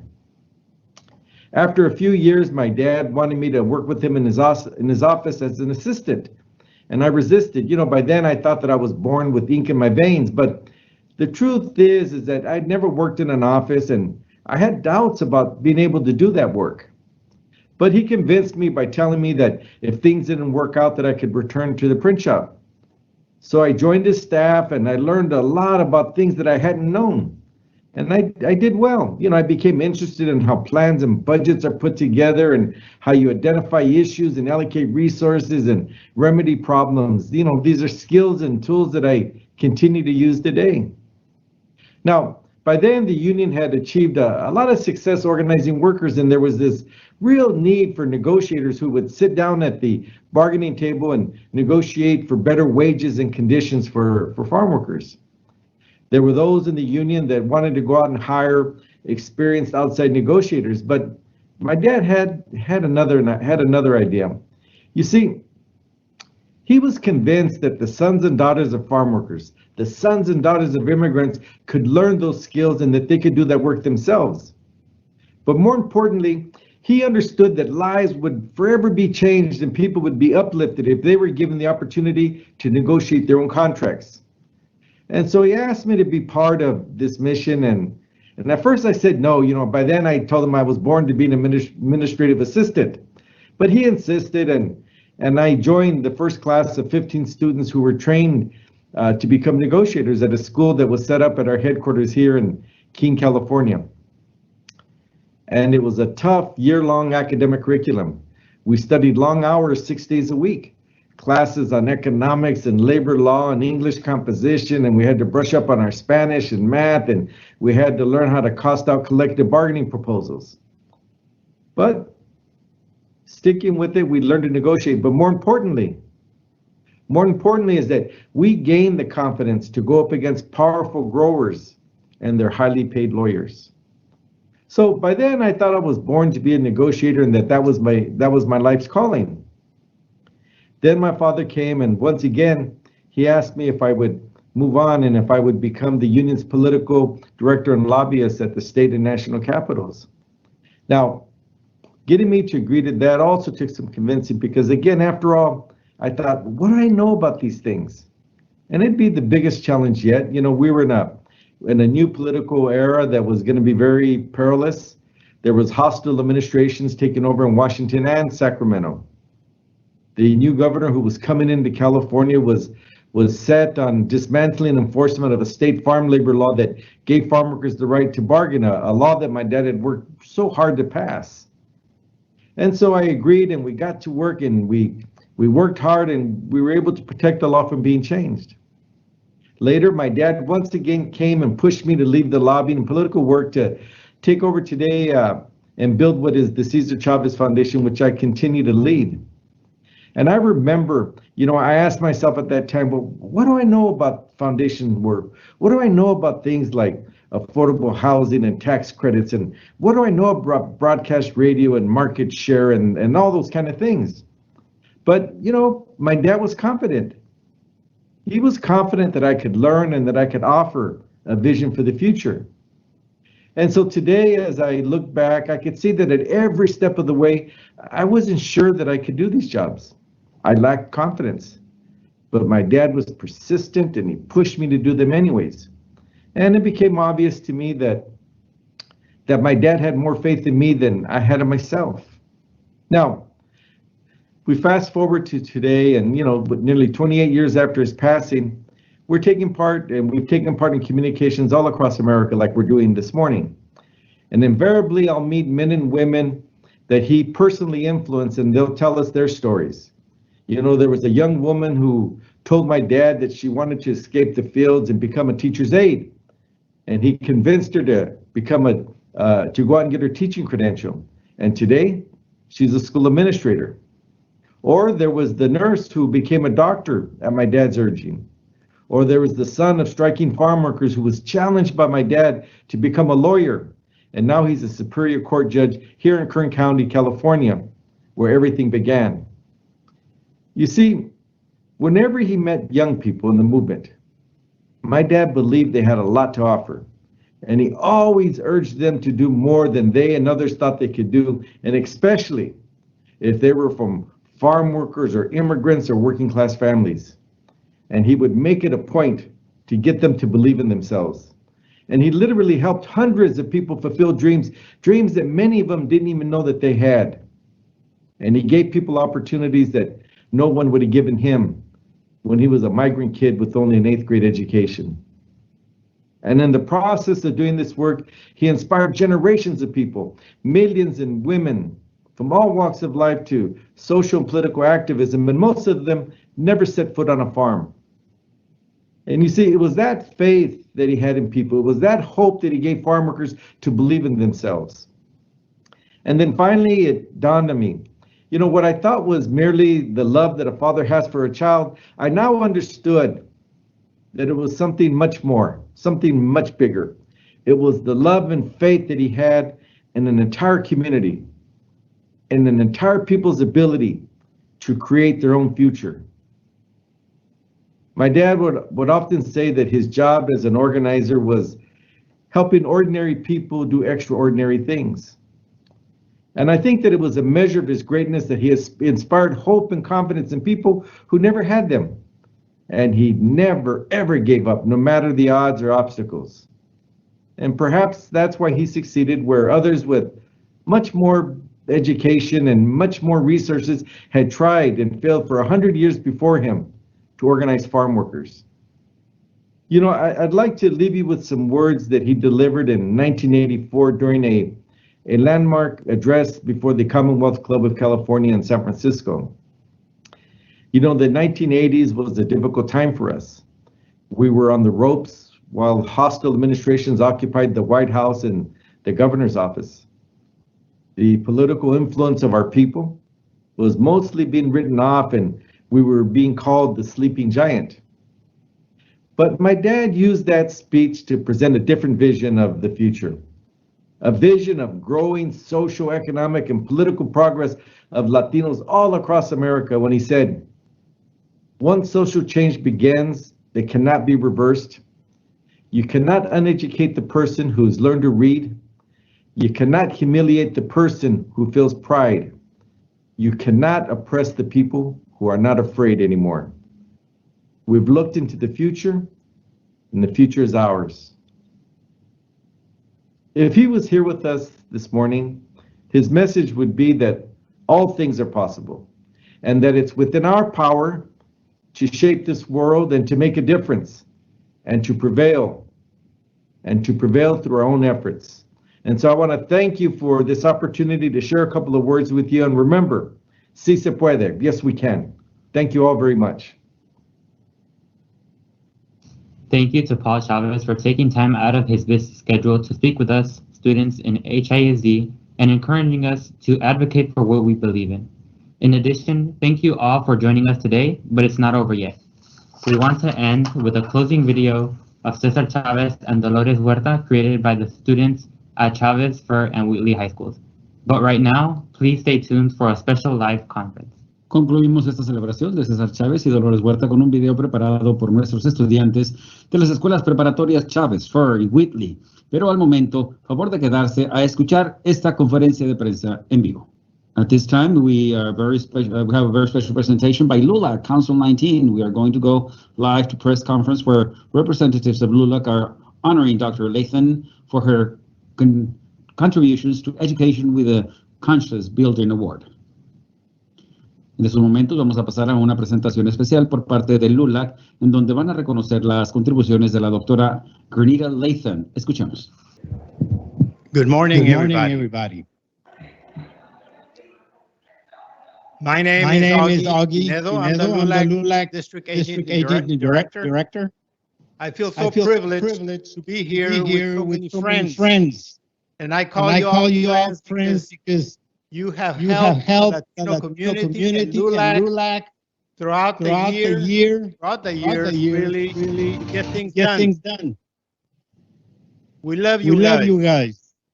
And we need you. We need friends like you in every part of our society, from the police chief, the superintendent, to different organizations. Because as people come to us for help, to LULAC, we reach out to you and ask you to help us. And in so doing, we're able to help people out there. So we're very privileged to have so many friends here. So thank you very much. Now the first person that I'm going to introduce is an icon himself. Just like he's got a while to go for Cesar Chavez, but he's getting there. And Cesar Chavez, a great man, and Dolores Huerta. And I was going to tell you when I met Cesar Chavez, but we're short on time, so we'll leave that for another time. But without further ado, I want to present Gilbert Garcia. Give out the next award in behalf of LULAC. It's awareness building award, I believe. But Gilbert, please. Thank you very much. Give him a round of applause. Let's go. Let's go. We're going to get this going. That's my job. And I'm going to go home tonight and I'm going to tell my wife I was called an icon. And you know what she's going to say, Mr. Icon, make sure you take out the trash before it's too late. That's what she's going to say, Dr. Lathan. You watch. Let me tell you all, ladies and gentlemen, in our nation, there have been many trying times. And when there are times, that's when true leaders shine. And many of those leaders become something really extraordinary. They become really heroes. And they say that the definition of a hero is an ordinary person that does something extraordinary under the most difficult of circumstances. And we all know the 60s and 70s were difficult times. And two leaders have emerged as incredible heroes. And those are Cesar Chavez and Dolores Huerta. And of course, they are Latino and Latina heroes. But more importantly, they're much bigger than that. They are American heroes. And frankly, they are much bigger than that. They are world heroes of conscience. Give me an applause. There you go. Because they deserve to be up there with those names that we hear, like Martin Luther King, like Nelson Mandela, like Gandhi. These are the incredible people that put something that's more important than themselves in front of their lives. Now, they struggled for human dignity, things that we can't even imagine. Things that we take for granted, like clean water. Like restrooms. Like let me work without pesticides so that doesn't poison me. Things like a fair wage. Things that we think are so basic. They struggle for that. So this is the only audience participation part. Everyone who has a red flag, wave it high and proudly. And I'm going to say the same words that Isidro Garza said, which is red, of course, stands for sacrifice, white for hope. And when I say sacrifice, you say sacrifice. When I say hope, you say hope. And the last is dignity. So wave that red flag very high, because red stood for sacrifice.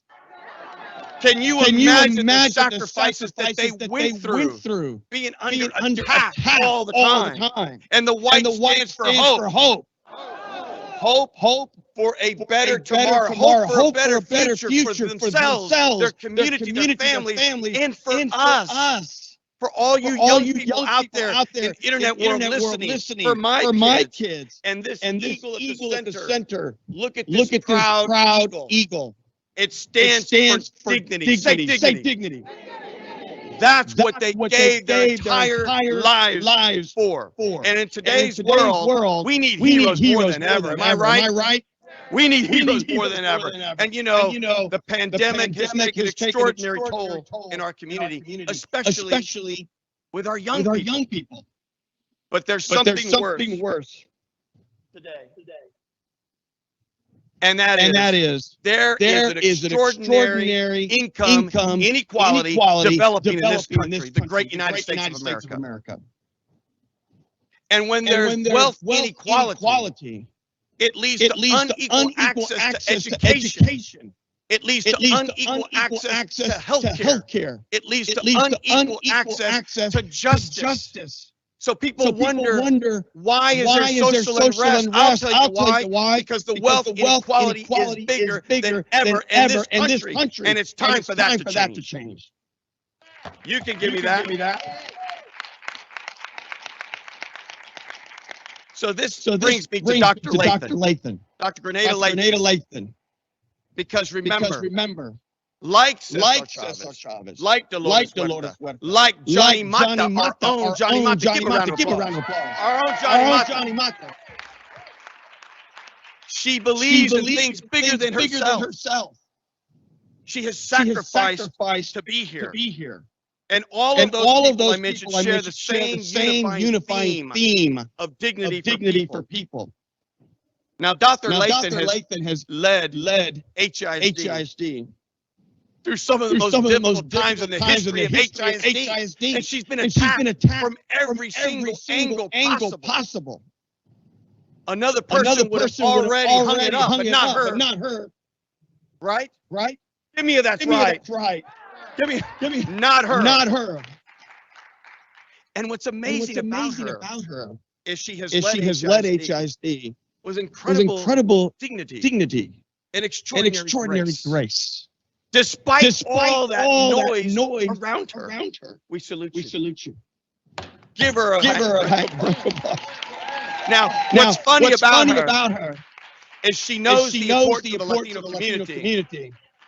She knows the importance of the Latino community, which is why she surrounded herself with so many Hispanic leaders in HISD.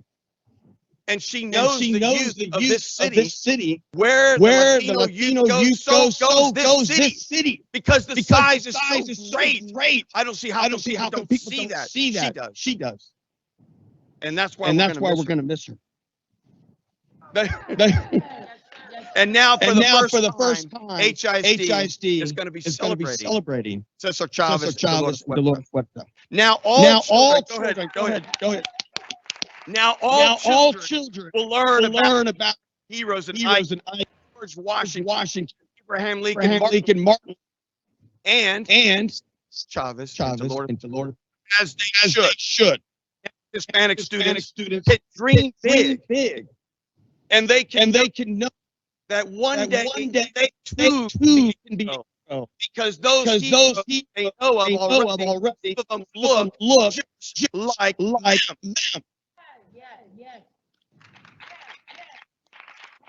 Thank you. Get me going. We salute.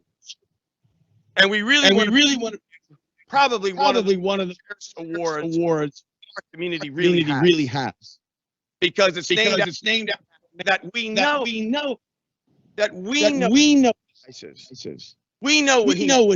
community. It really is one of the awards. And that is 2021 LULAC 19 Conscious Builder Award.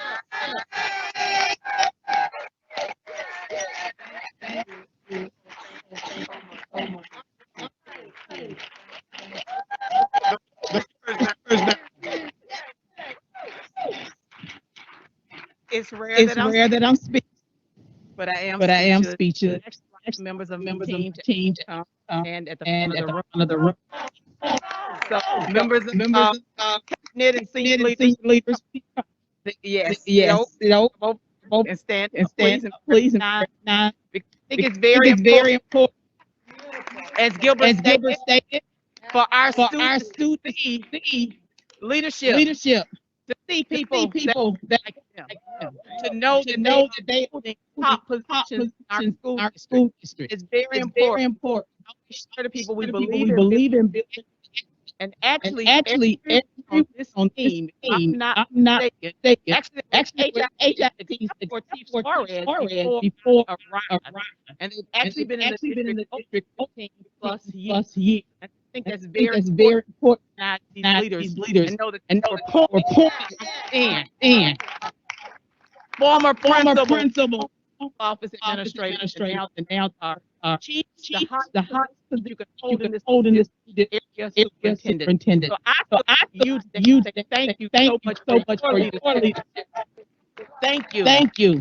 Would have thought in one of our areas like living in a country that is so impoverished and so tough to live in. You would want to be in our district as area superintendent from That's what America is. That is what Houston is. HISD is. I'm so honored and so thankful to Martin for being able to award. Recognize our Dr. Patricia Allen here this morning. Also, Trustee Holly want to be recognized. Also, what you all probably know, and everyone knows Trustee Pimbill is actually the trustee that made the nomination years ago for Chavez Chavez heard a declaration as a as a district holiday.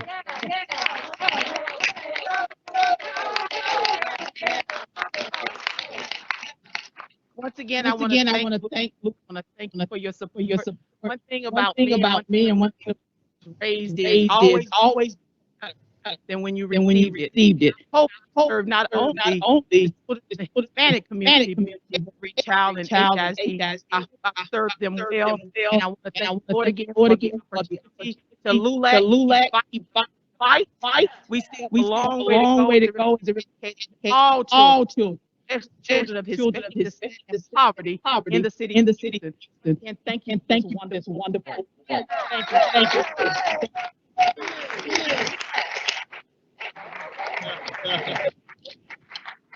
So on behalf of the Chavez community, we want to present Dr. Layton a small token of our appreciation. We want to thank her for her leadership, for the number of obstacles that for always keeping academic safety. We will sincerely miss you, but we do not say goodbye. Say hasta pronto until we see each other again. So can we please salute Dr. Layton? Thank you very much.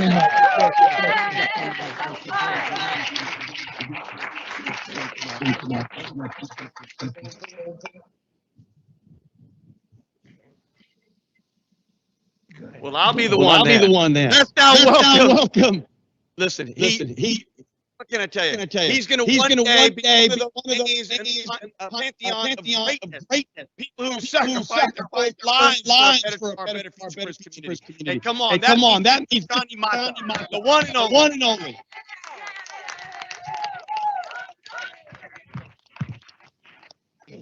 When I grow up, I want to be able to speak this. Let me say that from motion on the board to the occasion here in the celebration of Chavez is so meaning because the disenfranchised, especially people of color and poor white, have been disenfranchised so long. The culture difference of leadership has for so long been unrecognized. From Cesar Chavez to other leaders, and of course that changed. They're saying that the reason why we are is to allow us learning from each other, so we can keep working with each other and we live with one another. Yeah. I wish that was true today. Unfortunately, from voting rights and others, we're going back to days. And it needn't to be. So what took place today is I am so proud of the students, what I heard today, that it brought chills to my skin. Hearing the young people up and were elaborated. And I do want to tell them that we are so proud for this stressful time with the epidemic and their coping skills. That is a real test of leadership. We only hear the bad thing about kids, but we don't say enough the good things about the kids. And I think the fact that a lot of kids play together, could see each other, and they have been marvelous with this issue, and will help make better persons in the future.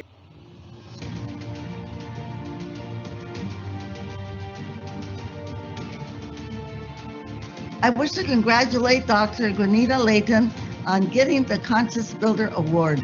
So important, the work that you are doing. It will touch many, many minds and end up building many, many lives. Thank you.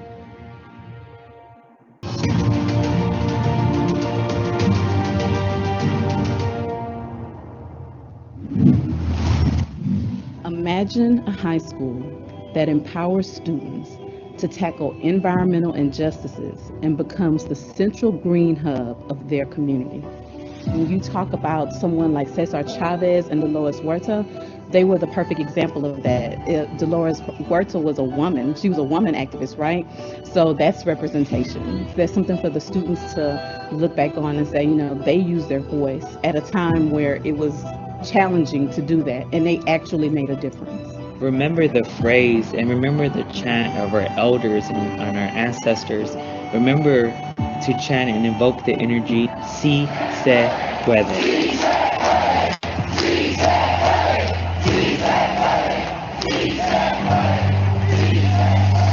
We're teaching our students at a young age again to have a voice and to speak up for their community and what they know to be right. If you feel that your community is living in a food desert, such as us, remember, Si se puede. If you feel that your community needs to be uplifted, you see your surrounding environment with trash and debris, remember, Si se puede. When you see injustices happening in your community, remember to rise. Remember, Si se puede. Si se puede. Si se puede. Si se puede.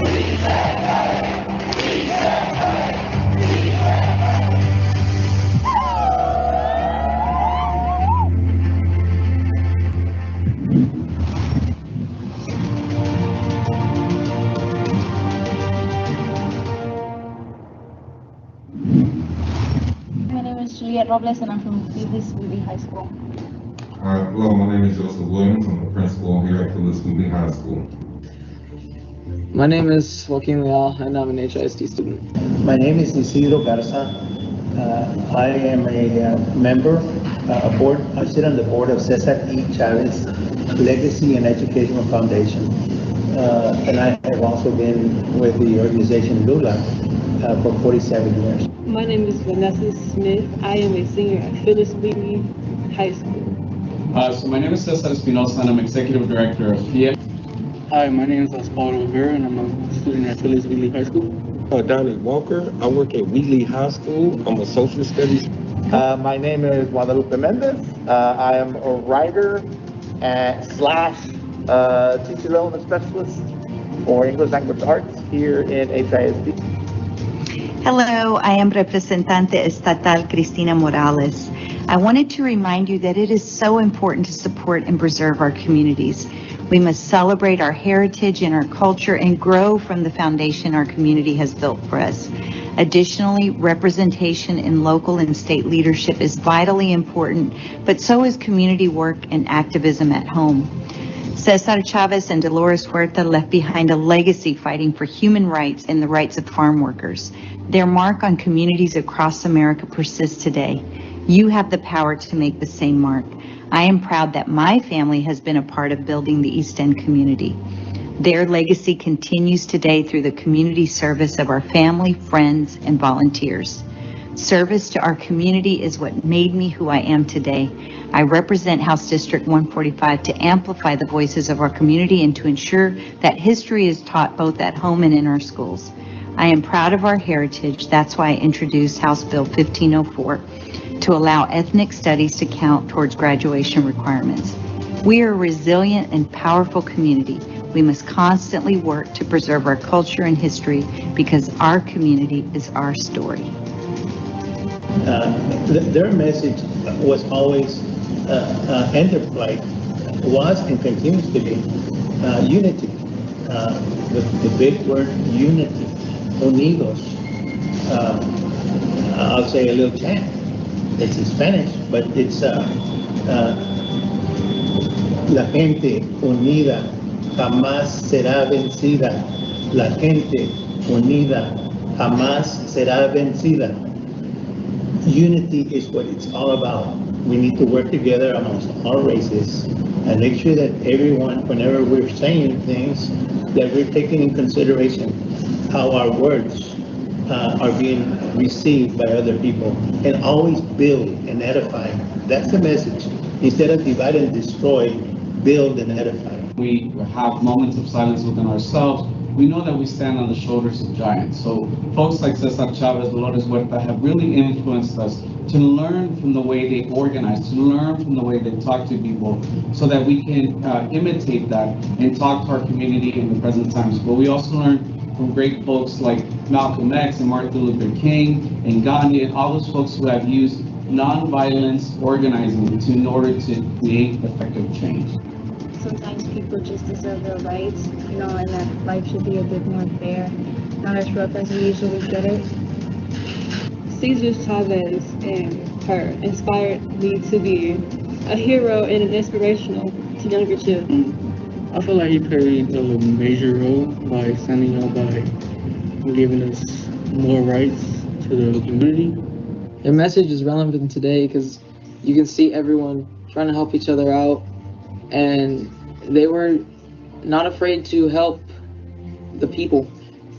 I want them to know that they were just courageous and brave beings. They weren't afraid to get told no.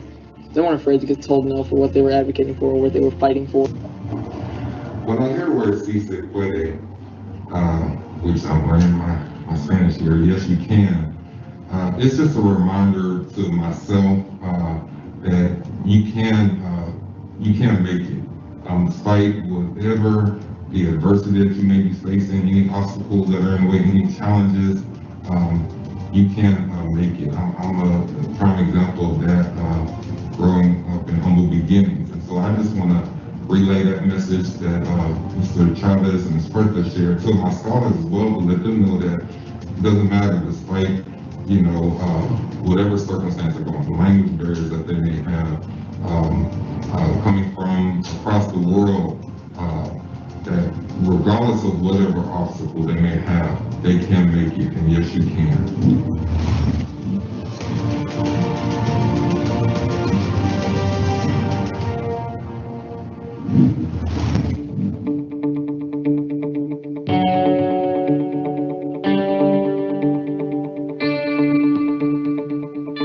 Cesar Chavez was born in Yuma, Arizona in 1927 to immigrant workers.